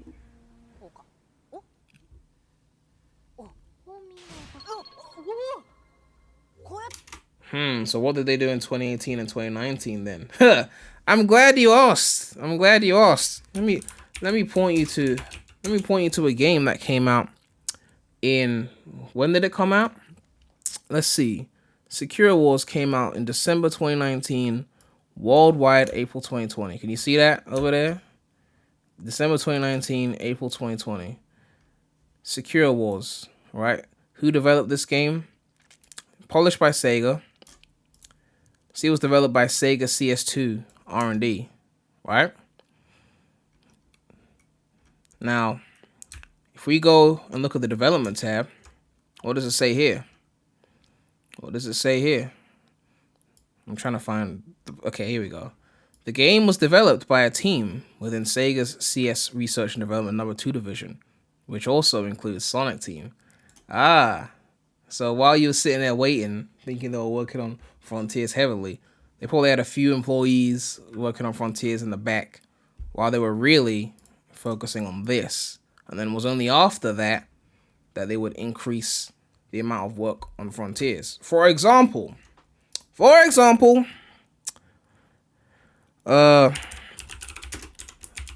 look at Ubisoft, right? Let's look at Ubisoft. If we go to Ubisoft Montreal, that's a specific division of Ubisoft, right? They announced Assassin's Creed Mirage is coming in 2023. This is made by Ubisoft Montreal, right? They only just announced this game last week, and it's coming out next year, 2023, right? They've also been dropping other games too, like Valhalla came out 2020. But Prince of Persia: The Sands of Time remake was announced how many years ago? Was it 2019? Okay, no, it was announced 2020, and it was scheduled to be released 21st January 2021 by a different Ubisoft Mumbai and Ubisoft Pune. Eventually, they took it off of them and gave it to Montreal in 2022. Yet, we have no release date. It's been delayed indefinitely. Mirage is coming out next year around, the leak said around spring. The same team is working on both of these games. This game has been announced back in 2020, and yet we don't have a release date. This game was announced last week. We know it's coming next year. Now, let's go on Twitter. Let's type in Prince of Persia Twitter. Right? Let's type in Assassin's Creed Twitter. It's a little bit of a run. I'm sorry. It upsets me as a Prince of Persia fan. So, how many followers does the Prince of Persia Twitter have? Let's see. 13,400 followers. Okay. This is the tweet where they basically delayed the game indefinitely. No dates, no year, no nothing. This is from May. Okay. Indefinitely. It's a remake. How many followers does the Assassin's Creed Twitter have? Okay, let's go back. 13,400 for Prince of Persia. Assassin's Creed, look at that, 4.5 million. So the same team developing it, but they got like a few employees coding it on the side for the Prince of Persia. But the Assassin's Creed got the big team. That's where the money's at. That's all I'm saying. I don't even know what my point was. I was just mad about that. I'm sorry. I'm just mad about that. I'm sad about that. I'm sorry. Okay. Sonic Team was also busy with Puyo Puyo Tetris 2. Yeah. I'm not even trying to say that they had other franchises that are more important than Sonic. That's not my point, but they do allocate resources like that, okay? They do that all the time. And, yeah, I was just mad about the Prince of Persia thing because Prince of Persia, one of my favorite franchises, put it that way. So, you know, when your shit gets shafted, it hurts. It hurts. But, yeah, if it was like before, there wouldn't have been a drought. If it was like before, they would have had a side team do something or dimps, I don't know, but, yeah. ってことだ。行ってみましょう。はい、すごい。ホーミングアタックってすごいですね。さあ行ってみますよ。そうですね。オラオラオラ。わあ。爽快感じゃないですか。We're getting very excited over these human attacking enemies. はいはいはい。経験値ですこちらは。いやもううまいですよゲーム。ありがとうございます。嬉しいな。ちょっと調子乗ってくるくるしちゃうから。もうそれっぽいそれっぽい。 This is what I don't get. There's like 4 to 5 hours per island, right? According to the 20 hours or 20 to 30 hour playtime. The third will be cyberspace, so there's a bit less hours, but what are you going to be doing in here? Aside from combat is what I want to know. Like, if there's no like crazy platforming, is it just going to be combat and puzzles and fishing mini games? I don't know. Like, they really need to like, where is the platforming?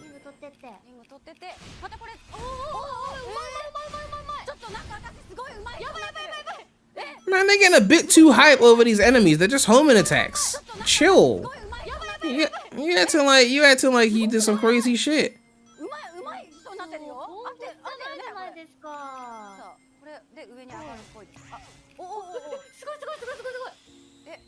Someone said like most open worlds. I I mean, look, there's plenty of empty open worlds, right? No one's gonna deny that there's games with empty open worlds that you don't do shit in.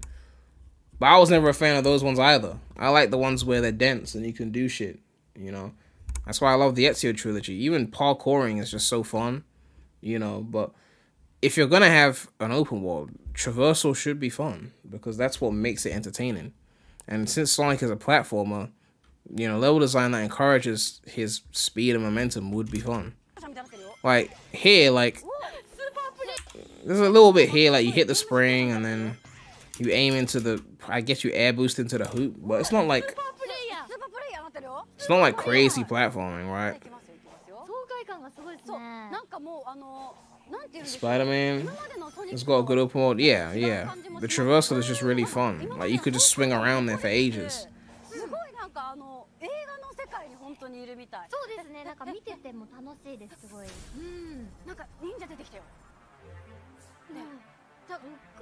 Also, yes, it's most likely will be combat heavy because Sega's forgotten that Sonic is a platform game. Yeah, I can't even call this game like a platformer. The only platform is in cyberspace, and that's mid. So.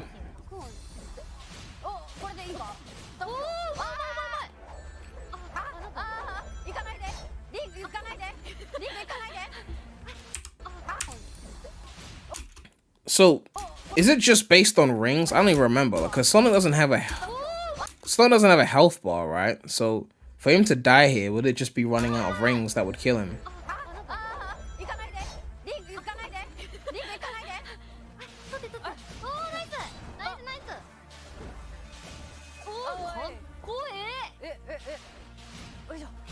My Frontiers inspires the Beats. Beats, you know what you gotta do? You gotta make a Frontiers open world mod where you just like take the open worlds and just like add like platforming challenges in them and make it crazy. Just like increase the intensity of the platforming and the momentum, and then just be like open world like platforming edition or some shit. That would be crazy. Marshall donated $2, said, it's kind of laughable to me that Sonic fans think this game has any chance against God of War. I swear once November rolls around, it'll be like a Sonic game came out. So anyway, God of War Ragnarok. The game community ain't gonna give this game a passing glance. I mean, Nintendo fans will give it a glance. Xbox fans will give it a glance. The benefit of God of War being only on Sony means that anyone who's not on Sony will still give it attention, right?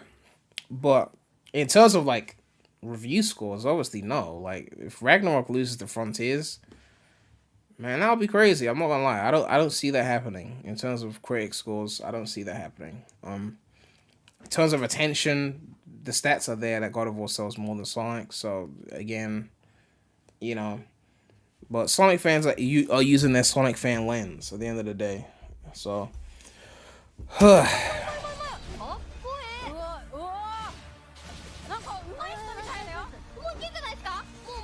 yeah, people are having a go at the Werehog for having stretchy limbs, but like even Sonic's limbs stretch here. Like, look at the size of his leg over here. Like, look at that. Okay, his leg is huge here. So this whole like Werehog was bad because he's a werewolf and his arms stretch and it's jarring. Like, well, I don't know why people being so hypocritical. Like, I don't get it. Like, I mean, fine, don't like Unleashed, but like some of the comparisons people make to make Frontiers look bad is just funny to me.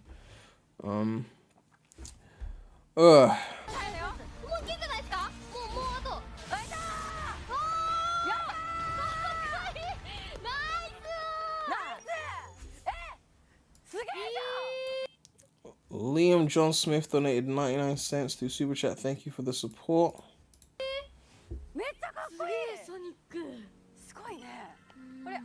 He defeats the enemy. So this is actually a good point. So they ran out of rings. So I'm guessing if they got hit here, then they would die, right? What is? There's no health bar. It's the rings, right?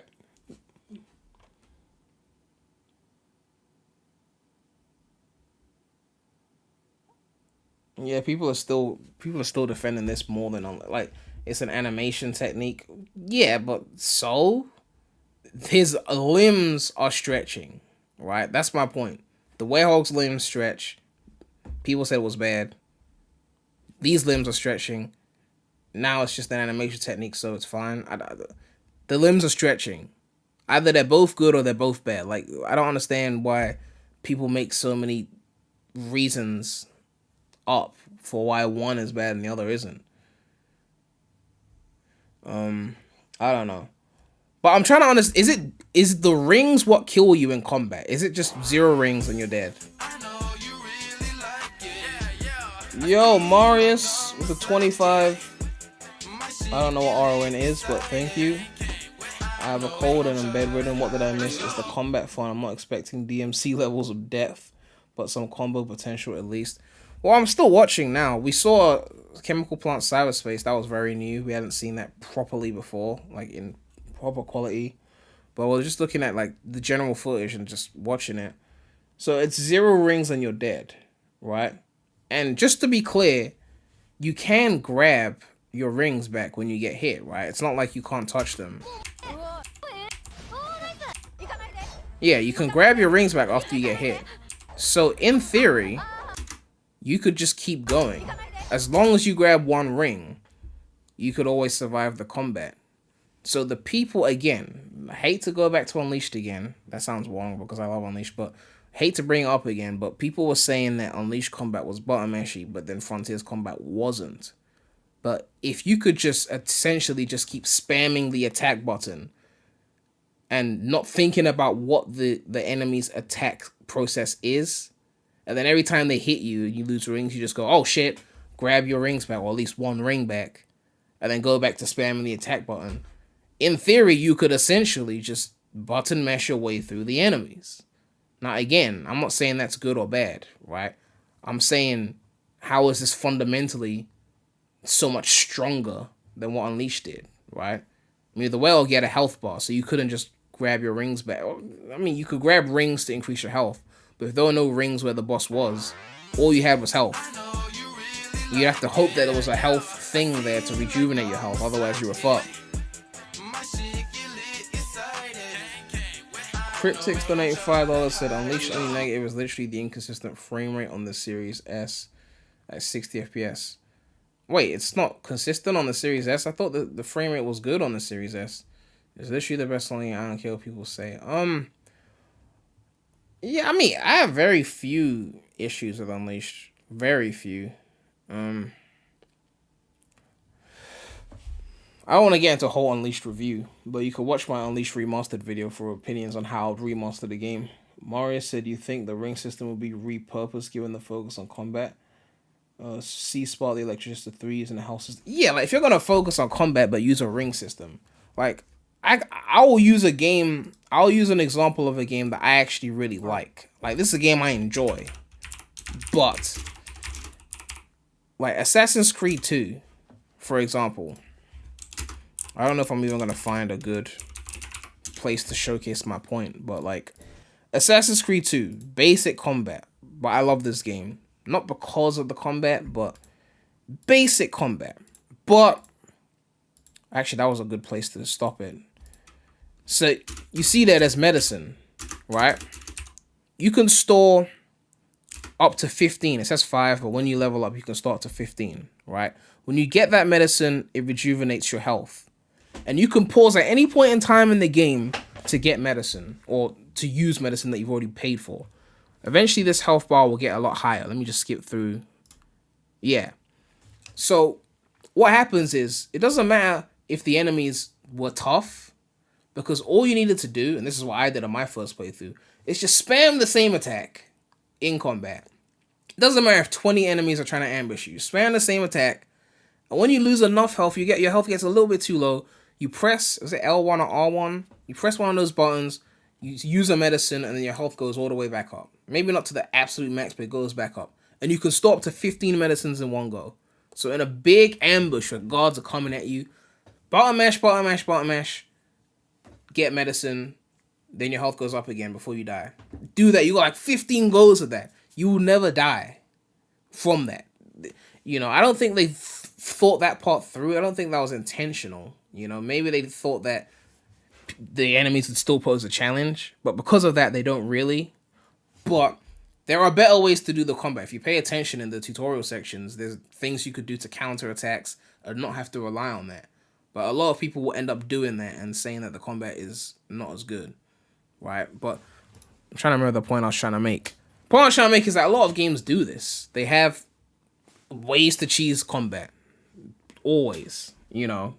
But if you pay attention, there's usually a better way to do things. That's all I'm saying, you know. So with the Unleashed and Frontiers thing, again, both of these games you could button mash. If rings is the source of health and you can re-grab rings, you essentially just have to grab a ring, and it doesn't matter how tough the enemy is, you will never die.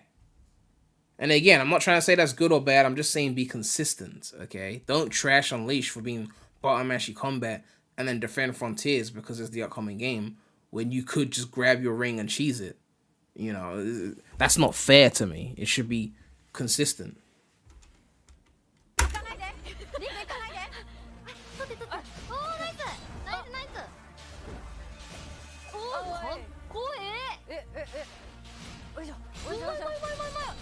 Someone said you can light dash to grab lost rings. Yeah, I saw a clip of that yesterday. I'm surprised they let you light dash on lost rings. Darksiders 2 also does this. Brutally difficult on the highest difficulty, but you can cheese it with health potions, maximum 5, and lifesteal and weapon. Exactly. A lot of combat games have these things where you can cheese them, but I don't think it's fair to call it bad because of it. I don't think that's fair.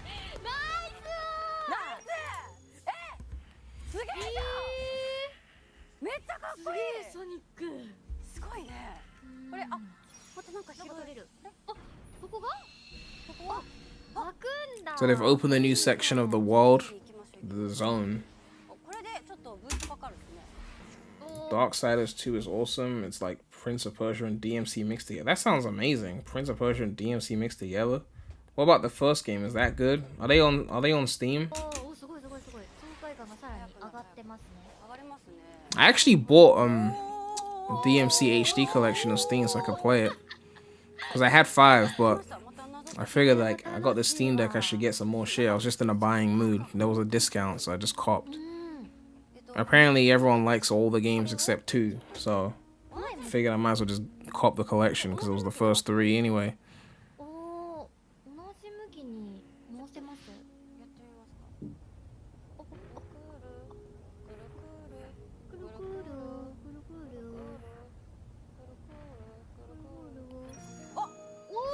Pretty basic puzzle. 中にこうなんですか謎解きっていうのってこうなかなかなくて楽しいですよね。いいですね。緩急があってすごいいい。何それ何それ。何？なんかめっちゃ早かったよ。はい。Darksiders 1 is good too. More Zelda but has decent combat. Calling that a puzzle is a stretch. Yeah, I feel you. I feel you. 開いていく感じですね。ああ、すごいすごいどんどんアクションできるようになっていくんだ。 I like those little sound effects in the menu. Those cyberspace glitchy ass sound effects.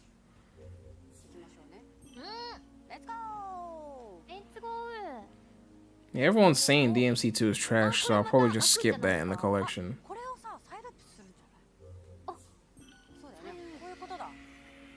Darksiders 3 decided to be more Dark Souls.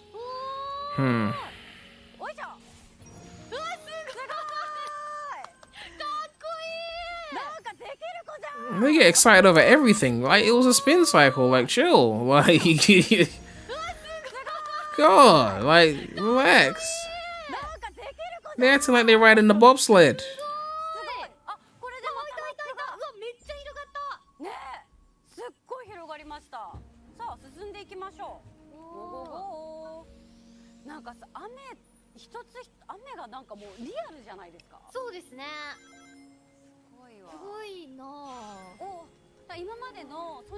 It's Japan, they're this over the top. This is normal. I mean, I thought they were just trying to hype the game up, so they were like, oh my god, spin cycle! Woo, go! Feeling good!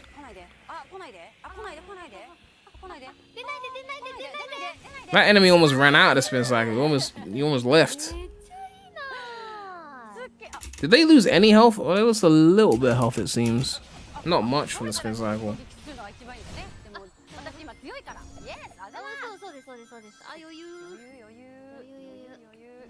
早く早く行きましょう行きましょう。行きましょう。レッツゴー。いやどうですか。見ててめっちゃ気持ちいいってコメントありますけどね。本当に私も思います。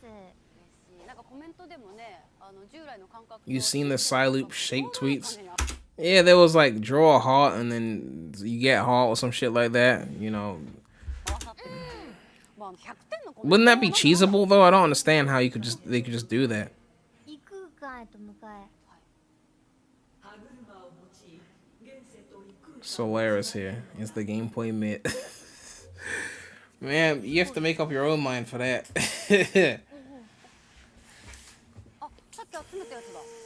I mean, my opinions haven't changed much in like weeks, months. It's been pretty much the same. My issue's always been the platforming.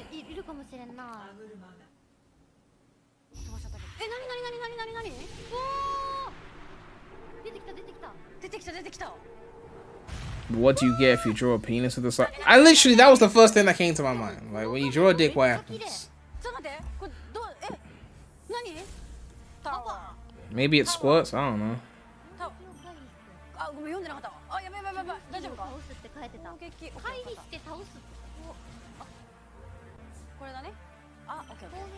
You draw a dick and the game closes.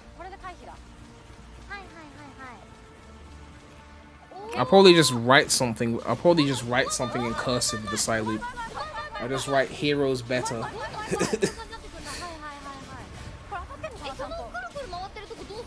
Kishimoto's hand will reach through the screen and slap me once I do that.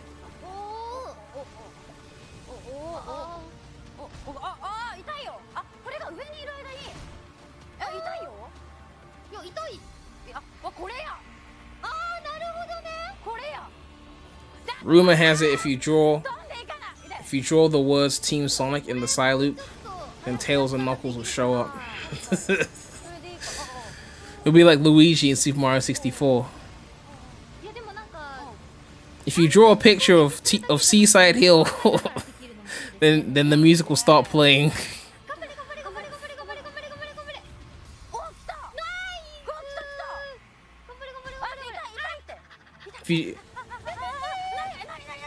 If you draw the words Unleashed, then Sonic will transform into the Werehog.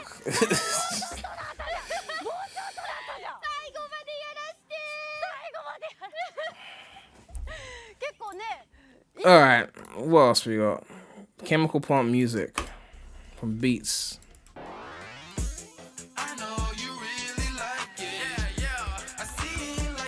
Marshall donated $2. A question to Prem and chat. Does this look fun? Because this is what you're going to be doing for like 80% of the game. Well, technically 66%, because 33% is cyberspace. But I mean, you asking the chat likes the game, so the chat loves the game, right? They love Frontiers. To my knowledge, at least. Let's hear this music. It's like isolated, so it's not fully.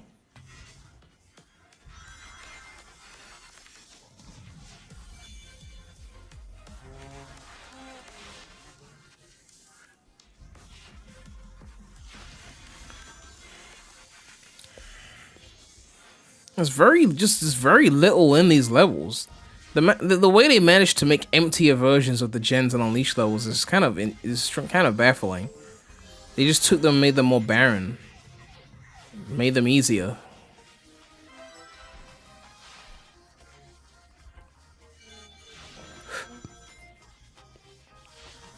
But you haven't really done anything.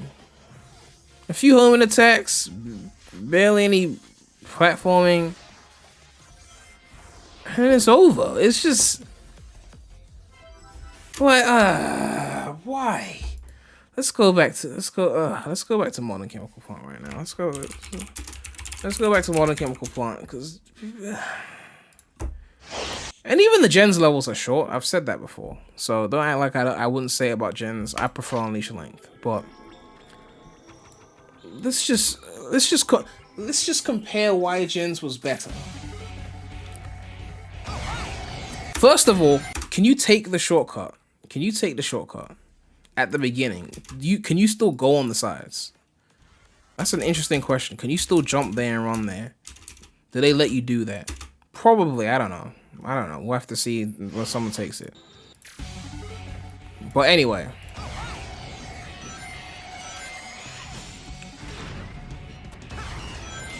First of all, you jump, hit that. If you get that, that's an extra bonus, but it's not as easy to get straight away. Here, you hit the tight drift to get the higher route, which this person didn't get, which kind of just makes it harder to show that route. But then they take that, go here. Now you're here. Now you gotta jump over that, because otherwise you're gonna be on the lower route again. So another hazard. Quick spikes, so you quick step for a few seconds. Alright, now you want to jump to get the top route, otherwise you miss it. That's a quick platforming section, you gotta remember that. Then you go here. Then you boost up here. Hit that stomp.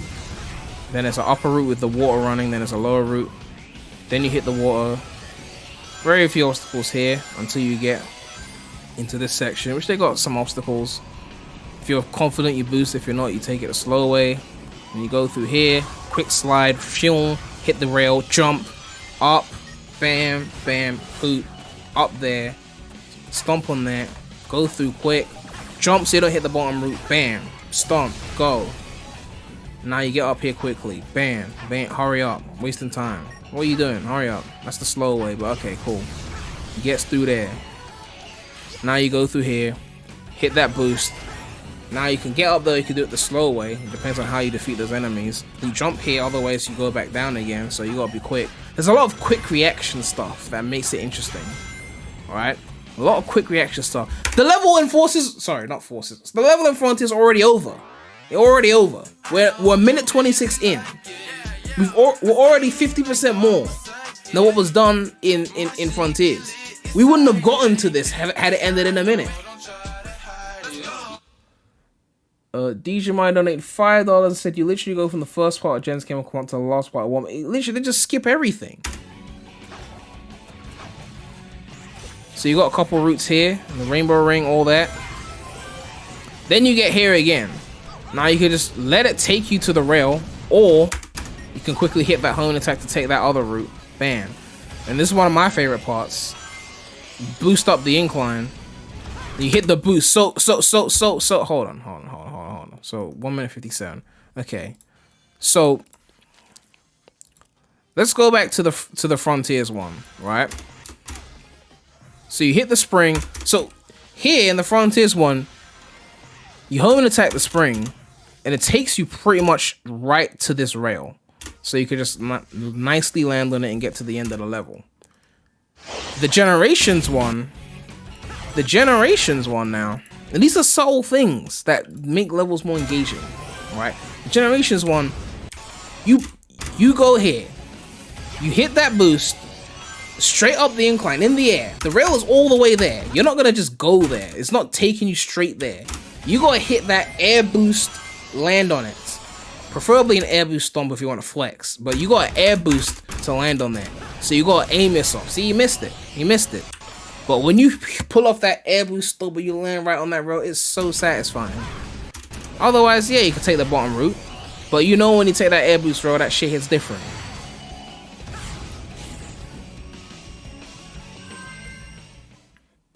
So the Frontiers version is easier. It's overall simpler and easier. Yeah, it's like take levels like Generations levels. So Generations levels aren't hard, but they have little things in them that allow you to show your skill, right?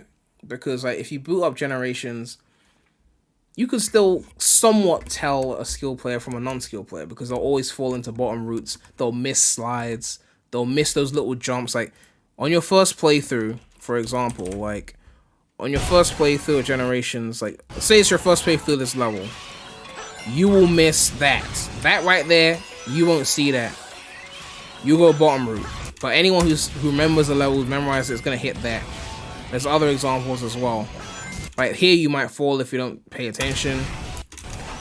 There's other examples. There's another. This one, yeah. This example here, you'd miss that slide, or even if you got the slide, you'd miss the rail because you only have a split second. You get there, you're boosting. It's like first playthrough, you're probably missing that rail. Hit that rail, you're like, oh shit, hit the enemies quick, otherwise I'm gonna fall. they put those things there for a reason. They put those things there for a reason. And then here, for example, you could end up going down, but if you hit the enemy quickly up there, then they got another one here where you have to hit that jump quickly. Only anyone who's like paying attention or has played a level before is gonna get that. Those things that incentivize you to like memorize level layouts and things like that. Whereas the Frontiers levels feel so devoid of depth that it's like after you played it once, it's like you played it enough kind of thing. Right? When you play this level and you miss that rail, it's like, oh, okay, next time I'm gonna go for that rail. Next time I'm gonna try that, you know. Anyway, there's some more footage here. This is from Gamescom actually, but I need to replay Burnout Revenge. That was a good game. This is from Gamescom. Now, it's still like shit we've kind of seen before, like the first world, and there's no music. But I don't know if you guys want to see this. I mean, okay, there is some music here actually. We can see the settings they picked.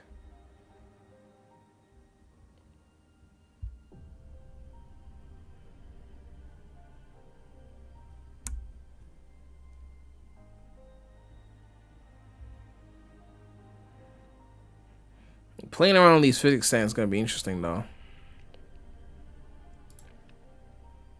Yeah, we've seen this puzzle.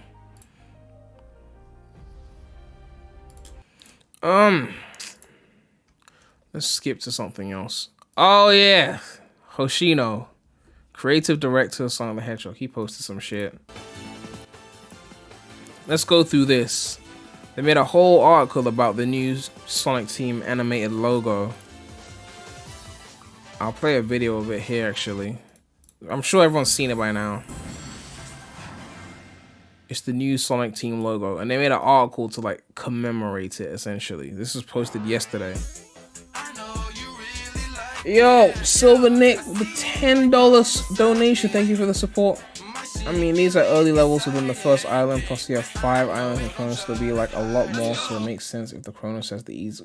Yeah, but that again sounds a bit like, well, maybe the things we haven't seen will be better, right? I'm comparing Chemical Plant to Chemical Plant, right? There's Green Hill in Kronos Island, and there's Chemical Plant. I'm comparing the Chemical Plant Frontiers, which is, I guess, the second environment, Green Hill, Chemical Plant, Sky Sanctuary. We've seen all 3 of them, and then there's a city one, to the second level in Generations. Second level, right? There's harder levels in Generations. Crisis City is harder. Modern Planet Wisp is harder.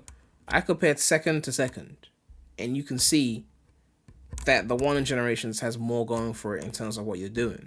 So to say maybe it gets harder, I'm sure the difficulty might ramp up a little bit, but even for a first island, what they're doing there is too basic, right? It's a game that has no lives. Well, I'm not saying it should have lives. I'm just saying it's a game with no lives. It's a game with... Were there even checkpoints? Were the levels so short that they put no checkpoints there? It's a game with no lives. People should like allow you to be challenged a bit, because you're going to be able to just restart from a checkpoint. Like, why is it so basic? I don't know. Like, it's just it's too simplistic for it to be like a third of the game. You know, I feel like they got to do more. So yeah, they got the new Sonic Team logo, and the creative director Hoshino-san. Let me see what his credits are. Let's go to the Wikia. The first game he worked on was CD, then he worked on Knuckles Chaotix, then he worked on 3D. Okay, let's just skip to the adventure stuff. Art director, lead field artist, enemy character design. Okay. Adventure 2, art director, character design, enemy design, mood director, DX, art director, enemy designer for hero. Enemy designer for heroes. Okay, points for that. Did Shadow as well. Just a special thanks on that. Art supervisor for the Rivals games. And then special thanks for Unleashed and Black Knight. Executive producer of Main Adventures. So he hasn't really done anything since Rivals 2? He said his favorite game to have worked on was Shadow the Hedgehog, while his favorite game to play is Sonic Heroes. So he has got some good taste. You know, he's got some good taste. I mean, he hasn't done anything, it seems, since Rivals 2, minus his TV short. But he's at least got good Sonic opinions, right? Really good Sonic opinions, you know. He's the one who created Metal Sonic and Amy Rose, you know, which are important for Heroes. So again, he's done important shit for the series. Now he's got the article saying we're pleased to bring you a brand new Sonic Team logo. We're gonna read this quickly. Someone said Mario could be simple at times, but the devs put in care and difficulty for those who go above and beyond, like Odyssey with coins and several hard to get places. Exactly. Odyssey was easy, but in a way that still encouraged you to do more challenging shit. So let dude trying to lose his mod today. Anyway, he says, "Hey Sonic fans, the Sonic IP is working on becoming bigger than ever this year with Project Sonic 2022. Why are you calling it Project? You posted this yesterday. Why aren't you calling it Frontiers? We are developing." Oh, okay. He means the whole year of Project, I guess. We are working on getting Sonic out to more mediums such as merch, social media, collaborations. Yeah, multimedia era. We hope that our fans enjoy these. As part of these efforts, we're pleased to bring you a brand new Sonic Team logo. The Sonic team is full of energy and motivation, consisting of veteran team members who have been here for a long time, and newcomers bringing in their own fresh take on things. That's important to have the vets and then have the newcomers with fresh ideas. These talented groups of people are able to come together to make this team even stronger. We want our fans to know that when they see this logo, they are guaranteed to get a good game from the Sonic team. So it's a guarantee that they put here. Guarantee. My team and I look forward to showing off this new logo movie to our fans on multiple occasions in the future. And then they got some comments from the creative team. With Sonic expanding into Hollywood in recent years, we tried to expand on the image of Green Hill Zone, which is our Don't worry, you've done a good job at expanding on the image of Green Hill Zone. Trust me, we've seen it everywhere. You've expanded it, all right. We started to take it in some new directions to a more modern, and maybe someone call it an abstract location. I hope they'll be used for a variety of different works and give a different. Remember when Aaron Webber said that they weren't going to return to Green Hill Zone? We on the camera work to emphasize sense of speed, sonicness, yada yada yada. Okay, I think this is Masa Animation Planet. So Masa worked on this. Okay. Yeah, I think that's pretty much it for that. What else have we got?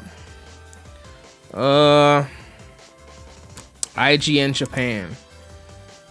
Kishimoto says the hidden goal of this game is bringing Sonic Team back to the top of the gaming industry. They thoroughly did everything to make the game good. They held playtesting once every 3 or 4 months until this July, since 2017 or 2018. The fact that they had playtesting available since 2018, and they've been doing it every 3 or 4 months since July, that's crazy. Alright. Let's look at this article right now. So this is the director of the game, Kishimoto. Same guy who directed... Well, I might as well just show you the list since we're about to read his article. It's the director speaking. He directed Forces, directed Lost World, directed Colors, and was lead game designer on Secret Rings and Black Knight. So this is what we're dealing with. He says...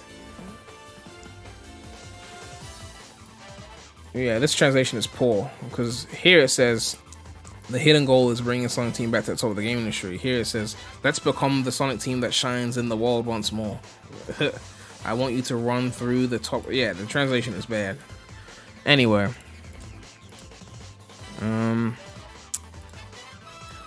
He revealed the back concept hidden in his work. Okay. Let's shine once again in the world, become a Sonic Team that fights in the top group. They really want to be at the top. It seems the passion is there, the heart is there. In the past, Sonic broke through the barriers of action games with his overwhelming sense of speed, and then became an action game that shined in the world. The Sonic Adventure series, which briefly expresses that speed in 3D, is still very popular today. And then they show the Adventure 1 or DX trailer. He describes the 2D dot as the first generation, and the Adventure series as the second, and this time he thinks Frontiers, that challenges the Open Zone, is the third. They seem to be lumping Boost and Adventure together a lot, because Boost would be third, Frontiers would be 4th gen. But anyway, This means aiming to be the top action game that spreads its wings around the world, not only for Sonic fans, but for all action game fans around the world. Let's return to the Sonic team of those days. This work will be on sale soon. Okay, there's not really much here. Okay, I thought there was a lot more there. Oh yeah. Series X is getting the game at 4K 60, which probably means 4K 60 for PS5 as well.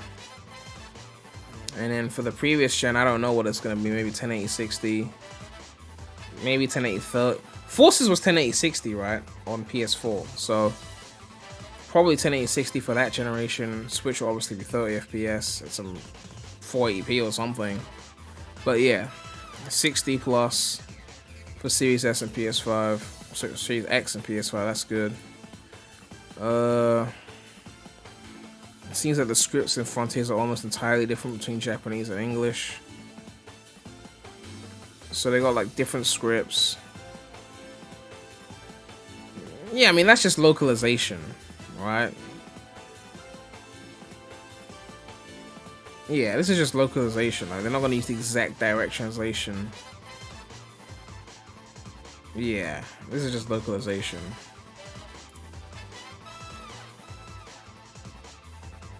Yeah, this is just localization. Okay, IGN's got a new article. Forbes has got an article.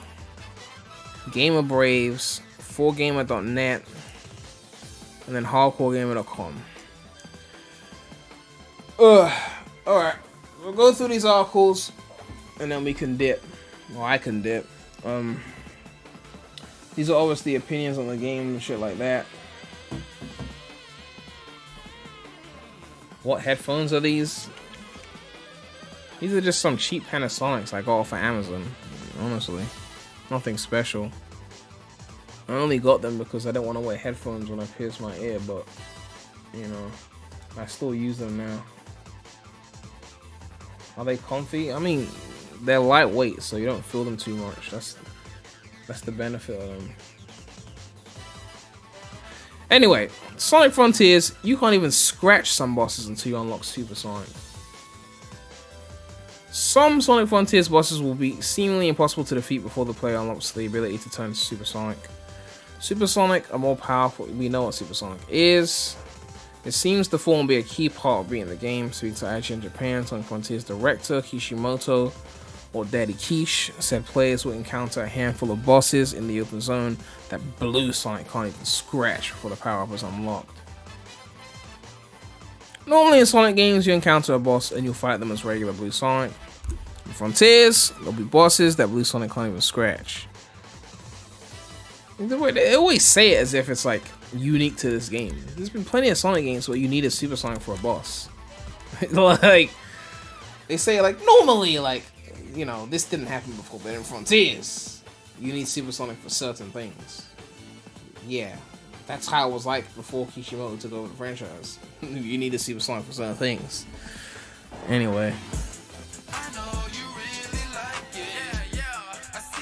Yo, Walkie Road donate $4.99. He said, good old friend. Thank you for the donation. Thank you for the support. Where was I? Becoming Super Sonic will be the only way to fight them.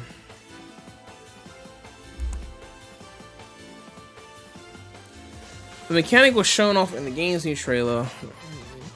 Yeah, this mode features a completely different moveset for players to use. Does that mean a different skill tree for Super Sonic? Ooh. Daddy Quiche also suggested that a lot of these bosses will be of a much higher difficulty level than what players are used to. Up until now in Sonic games, Super Sonic will only appear against the last boss. Imagine if the first boss in Sonic Frontiers is as strong as those bosses. Yeah, but Super Sonic is also strong, so wouldn't it also balance out in terms of difficulty? Combat has been a big focus for Sega while making Frontiers. Yeah, I mean, that we know for sure. That's an old article.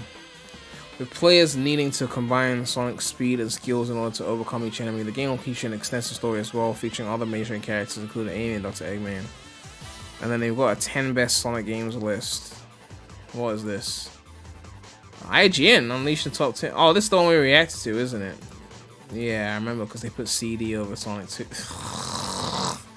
Ridiculous. Anyway.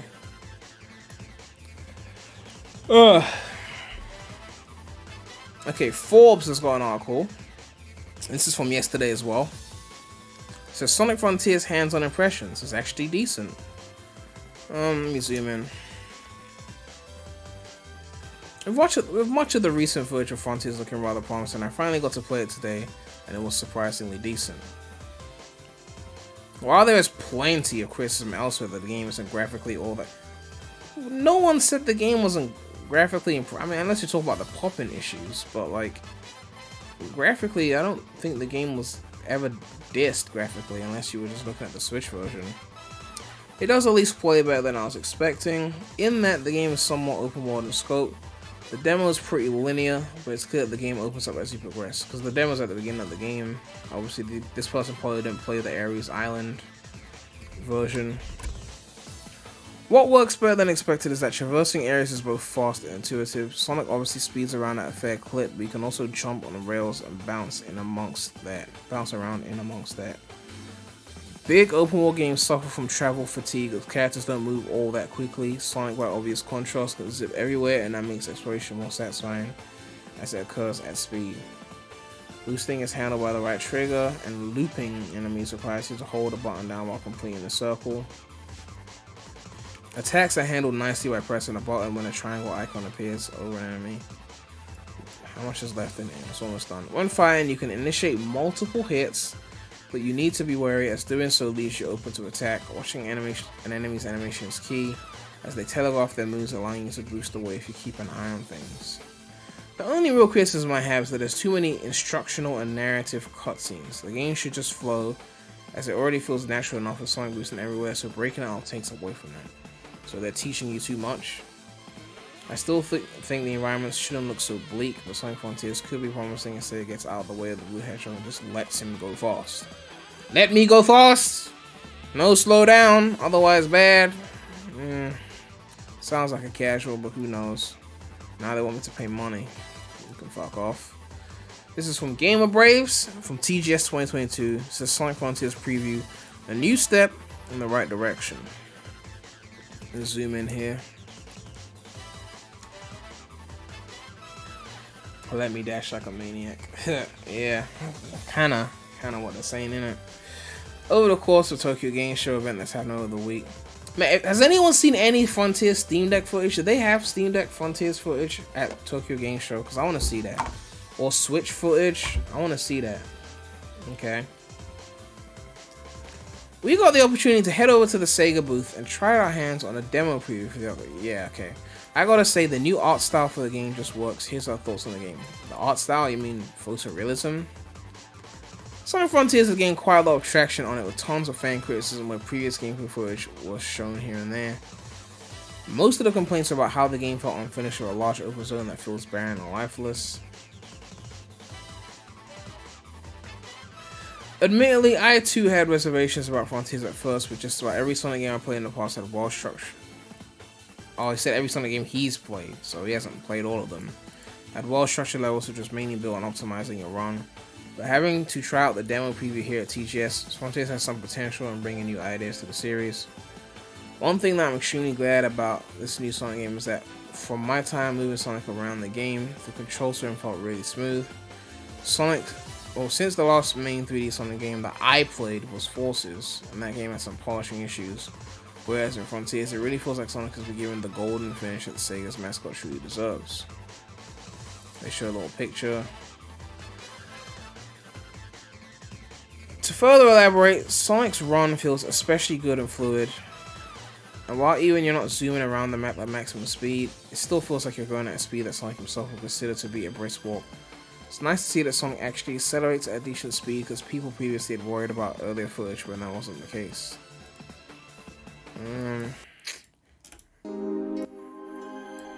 Slow things down. On top of that, Sonic Frontiers is bringing back some staple gameplay mechanics which were featured in previous Sonic games, like the homing attack, which allows the user to swerve while in midair. Swerve. Automatically zeroing in and striking a nearby enemy with a midair spin attack, as well as the drop dash, where when used it makes the user launch a midair spinner dash. Frame needs more SA1 OST in this. I literally used SA1 like the last video I uploaded.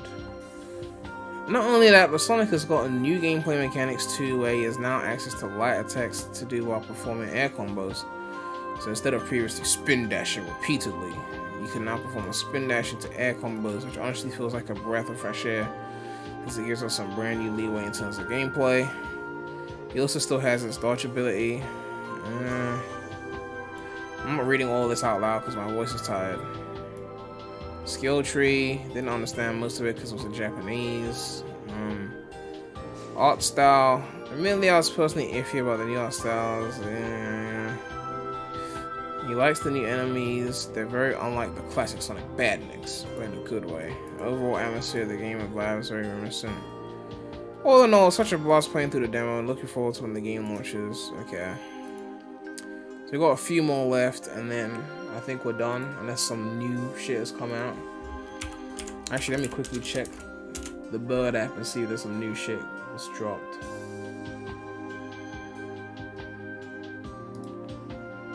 It looks like they dropped some artwork.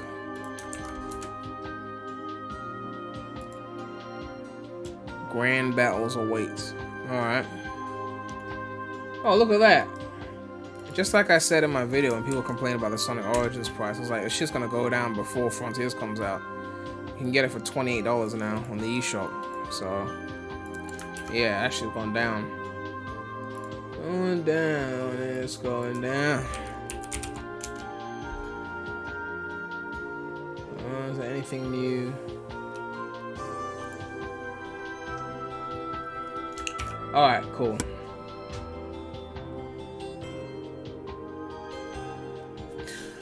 ForGamer.net. Interview of the creator of Sonic Frontier. What is the thought to put into the third generation of Sonic following classic and modern? This lumping of Venture and Boost together is just not right. To me, it feels like they don't understand the differences. If they would lump it all together, it's just the same thing. You know. Anyway. There are two people at the booth with a different feeling. Azuka and Kishimoto. So they were both there naturally. Sonic Frontiers took 5 years to develop, but what did they think during that time? Alright. I'm gonna skim through just in case, because I need to save my voice.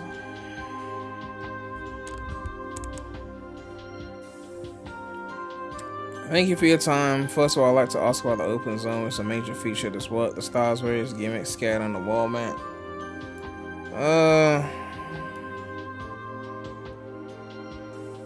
The very first okay, hold on. The very first template we created, it was a more general open world type field with conventional 3D Sonic instead of Quest. So what, like platforming challenges? When I asked the general public to test play it, it was pretty unpopular. Figures that the general public that doesn't play conventional Sonic games would not be happy with the conventional Sonic game. Tusk, tusk, tusk. There were many scenic points in the beautiful green grassland. I thought I would not remove the point as an open world, but it was not interesting at all. Open world games, you can enjoy the feeling of traveling by walking, riding horses, or driving from one destination to another. But that didn't work for Sonic. The project started from that point. Game making is usually done about twice as a test play for the alpha and beta versions. The Sonic Frontiers has been a test play once every few months during the 5-year project. It was a cycle of coming up with ideas and running into a wall. So there was a lot of trial and error. Yes, for example, if you put athletic action in the field instead of having fun there, what does it mean athletic action? The opinion that the battle is monotonous comes out, so I tried to make the battle more interesting, but this time the puzzle solving was one step more unsatisfactory. A game is not evaluated simply by relieving the player's frustration and stress. If you don't create surprises that exceed expectations, you won't be happy. Green card X 2000. Yeah, rarely fishing for a green card right now. Fishing hard. I see. However, if the development period is that long, Izuka-san, the producer, may not feel comfortable there. Daddy Zook says this time the production time was about twice as long as the usual Sonic, but more than half of the time was trial and error. However, with every round of testing and improvement, the game was definitely getting better, so I wasn't worried at all. I was just worried about the schedule. I think that the upper management of the company was probably frustrated because it wasn't going to be completed, but thanks to Daddy Zoot working hard to protect the scene, we were able to welcome this day today. Sonic's third evolution. Well, technically, if it was the third evolution, then this would be the fourth generation, because Classic Sonic was the first thing. Then the first evolution would be Adventure, the second would be Boost, and then the third will be Frontiers. So you're kind of confusing us here. It was the same when we switched from pixel art to 3D, but evolution always includes trial and error. I explained this to my superiors and those around me, and they understood. That trial and error led to the unique playing field of this work. When I was searching for an object that I could see far away in the field, I found various gimmicks such as bumpers and dash rings, and ended up playing with them. That's exactly it. There are many gimmicks that'll make you want to take a detour here and there. So I hope you enjoy looking for them.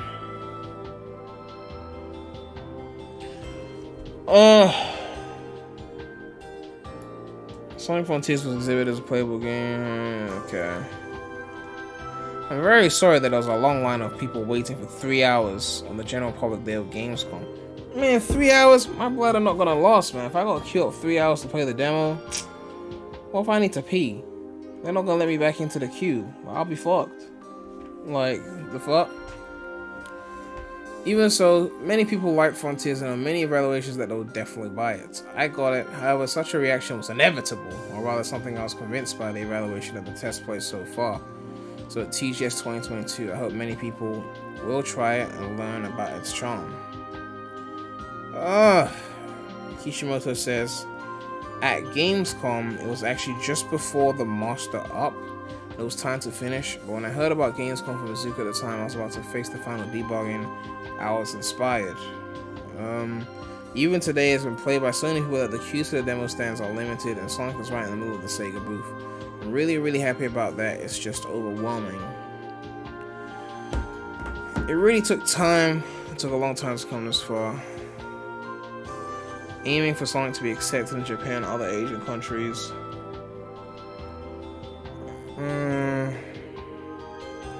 Expand its works globally.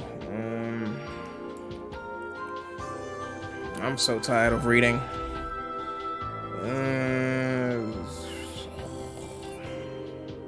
They wanted it to be popular in Asia. We get that. Playing cyberspace is not required. It's only one of the... Man, they keep saying this, but you said it was a third of the game. So... how much combat and puzzles would you... extra combat and puzzles would you have to do to swerve doing cyberspace? That's my question. Like, how much extra combat and puzzles would you have to do? How much extra big fishing minigame would you have to do to swerve doing cyberspace is my question, okay? Because they keep saying it's not required. But saying it's not required is like... it's like saying boosting is not required in Generations. I mean, technically, in most levels you could probably play them without boosting and still beat them. Probably still S-rank them. Maybe not the Shadow boss fight, maybe that you need to boost, I don't know. But it's still kind of integral, right? It's still kind of integral, I see it. I see it as integral. The open zone we had in mind was more linear and limited, but after repeated test play, the degree of freedom increased and it turned into something you could play on its own. As a result, it is said that it has become possible to clear even if you avoid all cyberspace. Wait, what? Hold the phone. Hold the phone. Hold the pahoni. Okay. Hold the pahoni. Wow, this thing doesn't zoom in properly. It said you can clear the game even if you avoid all cyberspace and battles with enemies. Not just cyberspace. Battles with enemies. They said this is a 20 to 30 hour game. Double that if you're 100%ing. But we're not going to include 100%ing because you'd have to do cyberspace for that. 20 to 30 hours of gameplay in this open world. And they're saying that it is possible to beat it without cyberspace and without battling enemies, even though that's like the bulk of what we've seen. So what's left? Puzzles and mini games? Is that it? Because he ain't shown a lot of puzzles and mini games. The big fishing, that was footage leaked. We weren't supposed to see that. We were technically not supposed to see the big fishing at all. So you're saying that based off puzzles and mini games alone, we could beat main game. No cyberspace, no battles with enemies. So what the fuck are you doing? Clearly they ain't showing enough. They're not showing something. How many puzzles are there? How many mini games are there? Because if you can beat this game without cyberspace and without battling enemies, then you ain't showing us what else we're supposed to be doing to beat the game. Like,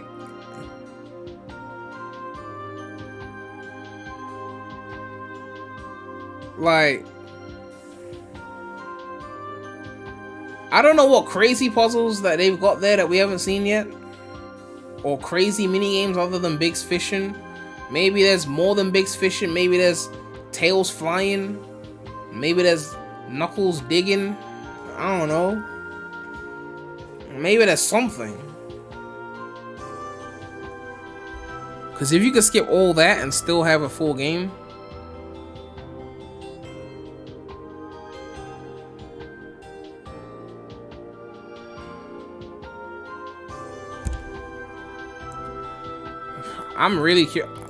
I'm so curious about this game, like so curious, because I don't know how I even feel about a lot of it. Like I know like what I like in terms of gameplay, but because the game is so long, I'm just intrigued because they're like 20 to 30 hours if they're telling the truth. And we've barely seen like an hour, probably less.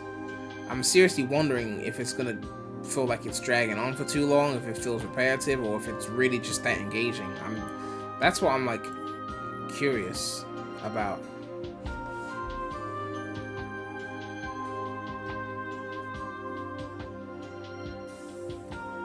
I thought it was a game that progressed while clearing to some extent, even if it wasn't completely mastered. Of course, that's the classic way to play. If you want to aim for complete completion as opposed to incomplete completion, you can play a lot. However, this time I stopped making it because I was stuck with some element I wasn't good at and couldn't move forward. You can have a lot of fun by just exploring the open zones. The side space of this work exposition is the latest and greatest second generation Sonic, so of course I want you to enjoy that as well. However, there seem to be many people, especially in Japan, who feel that the hurdles are high. So basically, these playtests that they're talking about, that they said they're so confident about the game because of these playtests, were most likely done in Japan. And apparently in Japan, the hurdles of the cyberspace levels were too high. Too hard for them to beat. So, that's probably why Kishimoto made them easier, shorter. Probably why they're supposedly all optional when it comes to beating the game. It's because the Japanese focus testers were like, the hurdles are too high, man. It's too tough. You know, too many obstacles. Can we just run in the field, please? Like, I ain't got time for this shit, you know. You thought Japanese gamers are better than American gamers? I don't know. I got no idea. But whoever they're getting to do these focus tests apparently are struggling with Sonic boost levels, so they become shorter and easier and optional. So that's their focus test group. Alright. Sonic is an action game, it also has the stoicness of a racing game. Another point that caught my attention was the high degree of freedom in the operation options. I was quite surprised that the player could change everything from the camera's drawing angle to the distance of Sonic. Maximum speed, turning speed. Kishimoto says, actually that was also a part that worried me. I tried to find the feel of the controls through multiple test plays, but couldn't find the best answer. As a result, I left it up to the player. So he really was just like, fine, do it yourself, nigga. Like, people who play a variety of games will appreciate the Sonic-like control feel, but it seems the players who play general action adventure games will find it difficult. No matter how you look at it, there were contradictory parts, so I decided to leave it up to the consumer or the customer to decide whether to choose a playable feel or a Sonic-like feel. However, I didn't give up on the feeling of operation in cyberspace. Only here I want you to enjoy it in Sonic style. Ha ha ha ha ha. To me, that's a bit stupid. You let people customize their control and get used to that control in the open zone, then you go, well, in cyberspace, I'm confident with the control, so that's going to stay exactly the same. I guess it could be because certain object placements would be designed around a certain control, so it would be hard if they let you tweak it, maybe. I guess I can understand that. But it is going to be jarring going from, you know, the control in the open world to the control in cyberspace, because it's the same looking Sonic. Right? And Unleashed, when you go from day to night, you see a physical different warehouse, so you know you're not about to boost around this place. You know, you can't boost around this motherfucker. You know, you got a different moveset. But it's going to be the same looking Sonic, but the physics is going to be different from when you entered cyberspace to when you exit. So that's going to be kind of jarring to get used to. I almost forgot about the Q&A. I need to read that. Oh my god. You said that you can enjoy time attacks in an even state in cyberspace. Yes, the play of completing by filling less than 1 second of commas. I don't know what that means.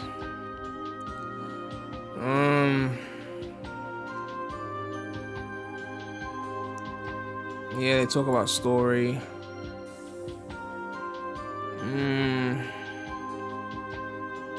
I'm not reading all that. Kishimoto says the first generation Sonic changed the action game up, and then with the overwhelming speed, and the second generation Sonic brought the charm to the 3D world, creating a new style. In the same way, I'm proud that Open Zone and third generation Sonic will become the new format. The fact that they just don't separate adventure and boost still bothers me.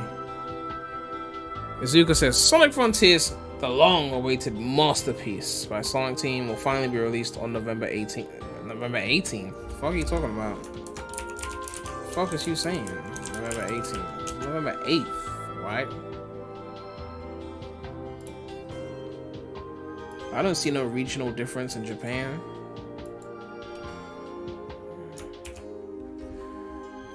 Yeah, so they called it the long-awaited masterpiece.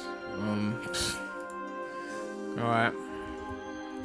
This is a critic opinion from hardcoregamer.com from TGS demo. Sonic Frontiers is feeling a little shaky. So again, it's from yesterday. Ever since the initial reveal of Sonic Frontiers, fans and critics alike, I dropped my mic, have voiced doubts about the new direction it's going in. On the one hand, Starfall Island scene in the first trailer seemed odd and arbitrary, clashing heavily with the designers. No, we don't care about that. On the other hand, the side states though would look like was what most expect the Sonic game to be at this point in the series. Short and easy. Is it as bad as it looks? Well, there is a demo to a game show, and let's just say that things aren't looking all that great at the moment. Starting with how Sonic Frontiers looks, in a word, it's possible. The demo was played on PC hardware and still didn't look like a cutting edge game. Frame rate wise, it was somewhere between 30 and 60. So you're saying it was lagging on PC? It's hard to say for sure. What do you mean it's hard to say for sure? How can you not tell if it's running at 30 or running at 60? That's pretty obvious shit. The overall feeling was of a game running closer to 30 more often than not. That's a pretty big accusation, because I've seen full 60 FPS footage of the game. So, you know. As for sound, voice, and music, it was all just okay. It wasn't anything that stood out as special during this demo. Art style issue. I don't give a fuck about the art style. Can we just get to the gameplay shit, okay? Thankfully, this does not apply to cyberspace. Areas in this realm will have consistent art direction, so it's be okay. Get to the fucking point. There's a slight issue playing in them at the moment, though, the controls. There's something off about Sonic's controls. And perhaps the best way to describe what's wrong with them is to say that they just don't function as expected. Sonic has moves, he has a lot of moves. He has moves to help him speed through the world, moves to help him trip up enemies, and moves to outright destroy them. They should all be accessible too, since they're tied to simple button presses.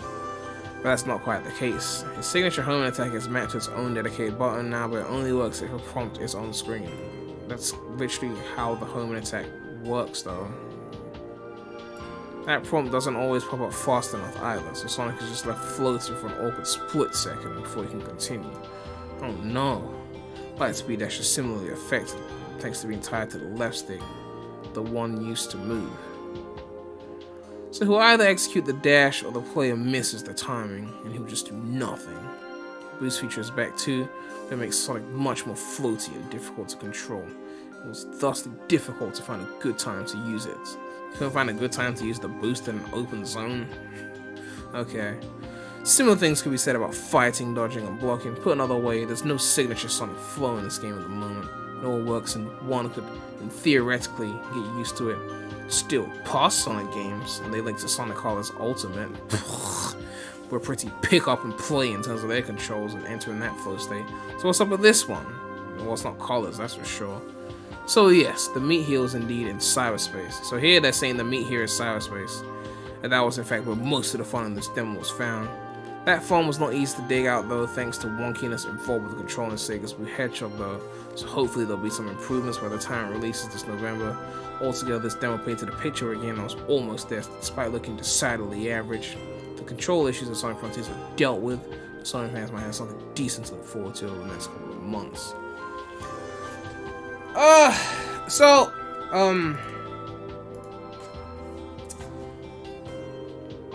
Some critics be like cyberspace to highlight the game. Others be like the open zone to highlight the game. Some like both. It's kind of like that Unleashed thing, right? You either love the day stages, hate the werehog, love the werehog, hate the day stages, or you love both, or you hate both, but that divide is going to be interesting when it comes to critic reviews. Because as much as Izuka and Kishimoto are going on about you can skip all of the cyberspace levels, people are naturally going to go to them and play them. They're going to use them. They're there, you're saying it's a third of the game, people aren't going to ignore them. Just like the werehog in Unleashed, most people don't ignore the enemies. Even though there's plenty of enemies in the werehog that you can ignore and still move forward without defeating them, people just don't know because they see enemies, they hear battle theme, they assume they have to defeat. Plenty of groups of enemies you don't have to defeat. But my point is, if you're in the open zone, you see a cyberspace level, you're gonna do it. So whether you can skip it or not is irrelevant. Reviews are gonna be either pro cyberspace, anti open world, pro open world, anti cyberspace. And that's going to affect the rankings of the game, because they're two different kind of gameplays.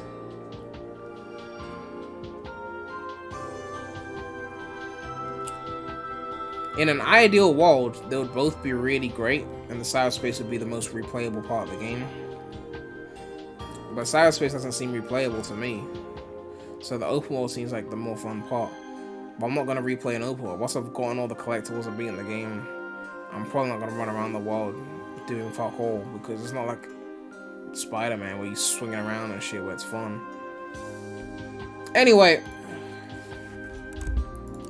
this person, MTB Cooler, has footage of the game. I'm not gonna watch all this, but they played the Gamescom demo. They're the ones who leaked the big fishing footage. And Sonic Pox did a Q&A with them and answered questions about the game. So they asked him a bunch of questions, or her, or I don't know, there's no pronouns in that bio, I have no idea, but they asked him some questions after playing the Gamescom demo. This is a Sonic fan, so oh, this is the leader of Sonic Runner Survival. I actually covered Sonic Runner Survival, huh? But yeah, they asked them questions. So this is I guess a hardcore Sonic fan, so hardcore Sonic fan opinions will be said here. So we're gonna read. So it says, so the drop dash, from what I saw, seems more like an attack rather than a way of movement. Did you feel momentum going through that hill?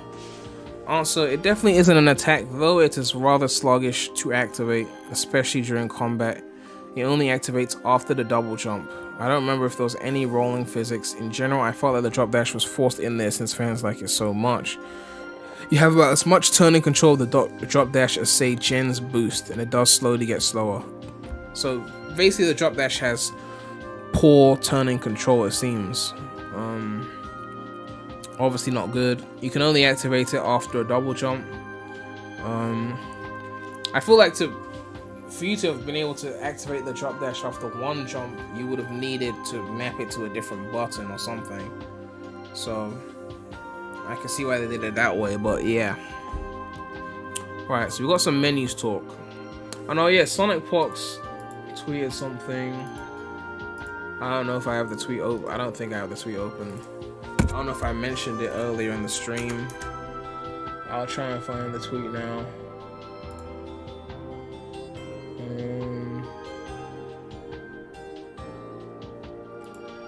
This wasn't actually the tweet I was talking about, but I'll bring it up since it's interesting. It says here, the parry doesn't just counter attacks, it puts Sonic in this witch time state where the enemy is slowed down. That's pretty interesting. Why am I getting ads for pizza? For fuck's sake, I'm on a fucking diet. Piss off. God. Can't do nothing. Where's the tweet I was looking for? Here we go. This is the tweet I was looking for. Confirmation of multiple save slots. So people are getting excited over this. Apparently it's been 12 years since save slots. I guess after Colors they just lost confidence and people wanted to replay games, so they just ditched save files. They ain't gonna play Fortress twice, right? And I mean, Generations, the story was so shit that why would you need a new save file? Just go into the hub world and replay the levels. Like, you know what I mean? Like, the fuck?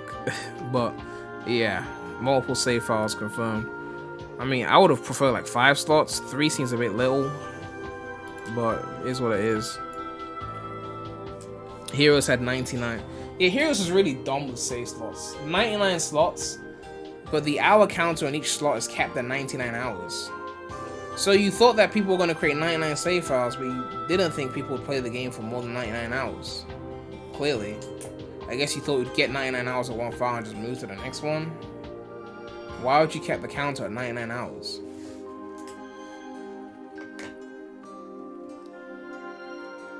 What is going on in the chat? Yibby is not a woman. Yibby is not the only woman in the chat either. Okay, please, can we get back to the Q&A? So you went into the menus. Do the sliders have a noticeable effect? Do you think people can find a happy medium playstyle? Yes, there's absolutely a very noticeable change. I think most people with tinkering will be able to find a good medium playstyle. Sonic's jump, I'd just like to know how you feel about it. While in the open zone, it was really great. You could control it well, and even after double jumping felt in control. But in cyberspace, it's cyberspace's biggest flaw. And that was the one that Kishimoto was confident about. He was like, Kishimoto was like, I'm not so sure about the open zone, so I gave people the option to tweak the physics. But in cyberspace, I knew what I was doing, so I forced you to use the cyberspace physics separately. That's gonna be an issue for the critic reviews. I can see that one being an issue. You got 2 sets of control. You got the open zone where they let you tweak it yourself and pick exactly what you like, and then the cyberspace is fixed to 1 set of control. A lot of people are going to be pissed off by that because it's going to throw people off. It's going to throw people off. Critic's going to die in cyberspace.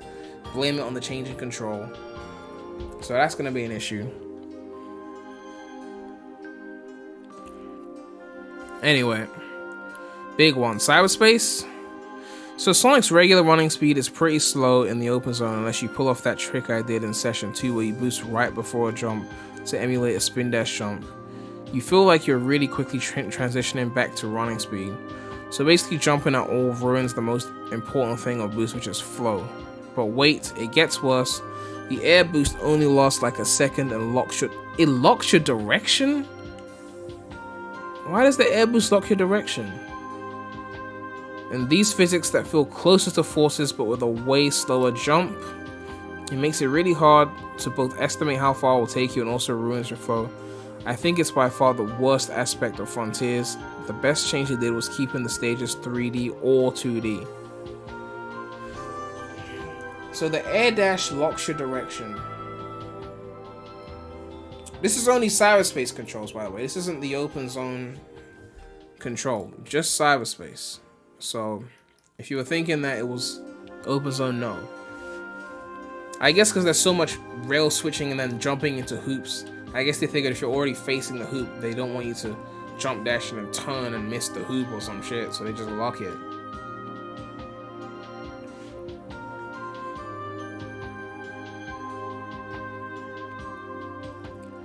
What was the music like with the different bosses in cyberspace? Honestly, I don't remember much. The only music I remember is that I don't have recorded is 1-1, it being extremely underwhelming. The rest fell into the background.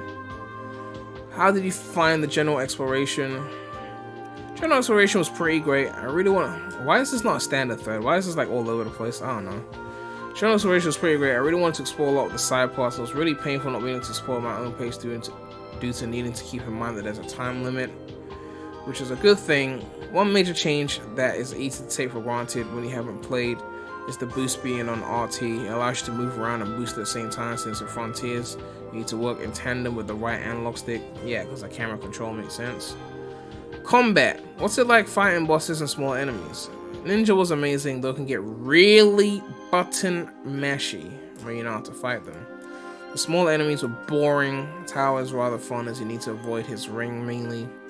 I did notice that eventually you can skip some sections by jumping to their face. It was, however, really fun. I just hope enemy variety and upgrades can keep it from being as button mashy as in all the people who were like, Unleashed looks like Unleashed is button mashy as fuck, but Frontiers looks like it's gonna be absolutely perfect with no flaws. Clearly that was not true. Anyway, I'm not gonna harp on it. I already made the video, but yeah. Unless you want to grind, there's no reason to fight regular enemies. They either are pretty meh to fight or go down way too easily. See, I said it already, but all that Unleashed slander for what? For what?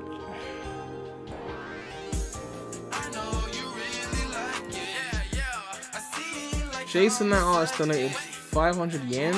Said, "Hey, Prem, what's that music playing in the background of your stream right now? So dope." Oh, it's from Sonic Mega Collection. It's called History. I'll just put it in the chat for you so you can take a look. Thank you for the donation. But yeah, where are we? No reason to fight regular enemies that either pretty meh or go down way too easily. I think they're talking about those little small enemies. They're kind of like fodder, right?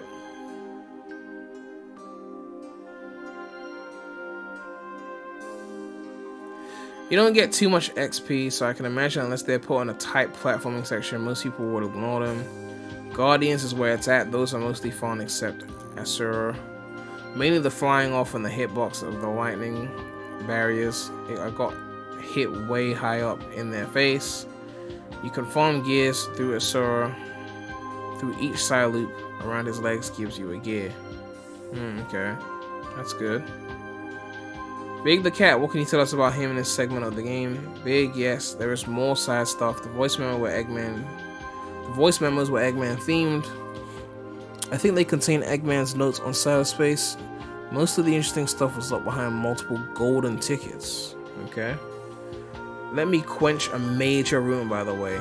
Big isn't locked behind the save glitch. He's really easy to get to. Huh. So that wasn't behind the save glitch? Okay. Anyways, the shop. There were also rings, EXP, gears, memory tokens, keys, and more that I'm forgetting. Plot relevant stuff. Mostly costed more than one ticket. Do you think this game is challenging if people aren't paying attention?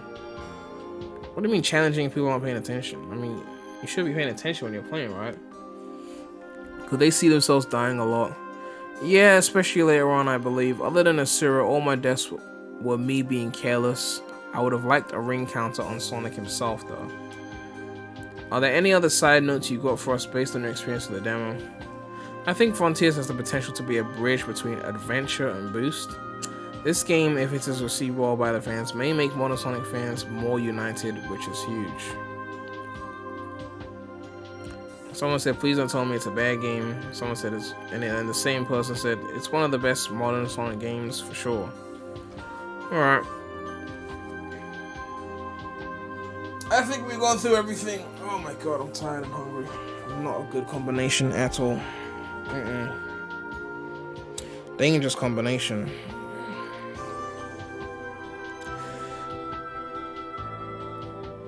Did I see the clip with the Adventure 1S turning controls? I don't know. Is there a specific one, or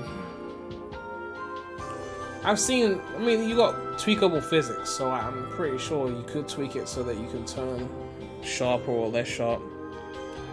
Overall thoughts? I mean, my opinion doesn't change much from this new footage. I saw the Kishimoto interview was interesting. The fact that he was doing the playtesting in Japan of, well, the casual general audience, as he himself put it, not hardcore fans. Obviously, they want to get that big boy money.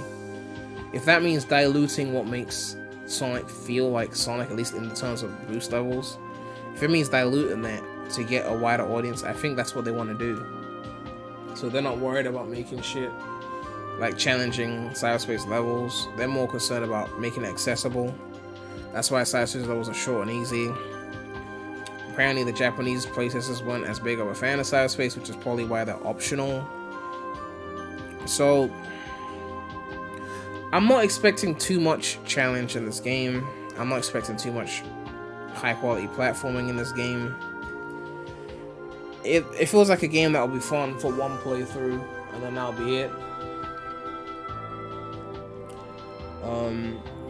But again, I don't think it's a bad game. Just not gonna be one of my favorites, that's all. It's not gonna be one of my favorites. I don't see that happening. I mean, a city themed island would be pretty hype in my opinion for pushing it further and me liking a direction, but I don't know. I'm still in that 6 to 7 out of 10 area personally. I'm still in that same place. I don't see 8 for me personally. But I'll play it next week and see.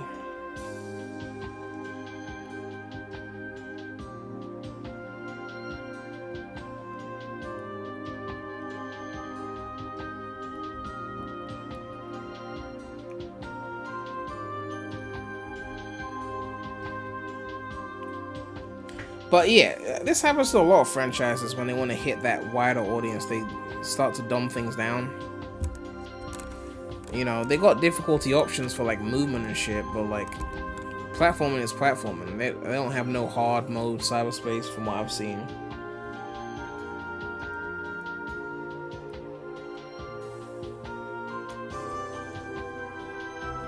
Someone said, you haven't even played the game, you gotta be more positive.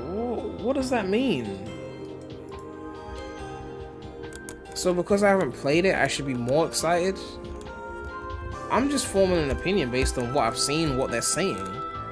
And what they're saying is like, we don't want to focus too much on platforming. Like, there's multiple interviews, and they don't mention platforming once. They focus on combat, exploring the open world, you know. And there's plenty of open world games that don't have any major platforming in them because they're not meant to be there. They're not platformers. They're not a franchise of platformers, so you wouldn't expect that.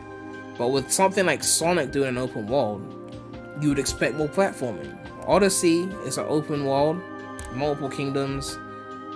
It has platforming everywhere. Because they know that Mario is a platformer. They did something new without forgetting where they came from, right? The balance you have to strike when making a gaming franchise or a new entry in a gaming franchise is don't be so similar to the old shit that it becomes stale, and don't be so different that it's unrelatable. And it's like they forgot that people want a platform. You're going to be spending 66% of your time, at least, in this open zone. And most of the platforming is like rails in the sky and a few hoops. You know? If that's the direction they want to go, that's the direction they want to go. A wider audience might prefer that because a wider audience doesn't care as much about platforming. For someone like me, like, they don't talk about platforming for the majority of these interviews, these critic opinions. They talk about the combat and exploration of the open world. The only platforming is in cyberspace, and most of that is So, you know. But again, all rise for the national anthem of Sonic. At least it will be better than Forces. So, there you go. That's the national anthem of Sonic fans. Make sure to check out the non-Sonic channel link in the description. Fire content over there. Fire content over there. Do I appreciate Forces now? Come on, relax. Okay.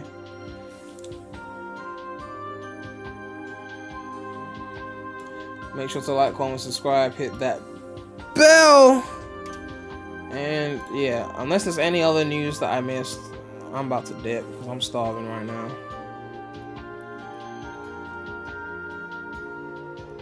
Forces was a 6, so I'm saying a 7.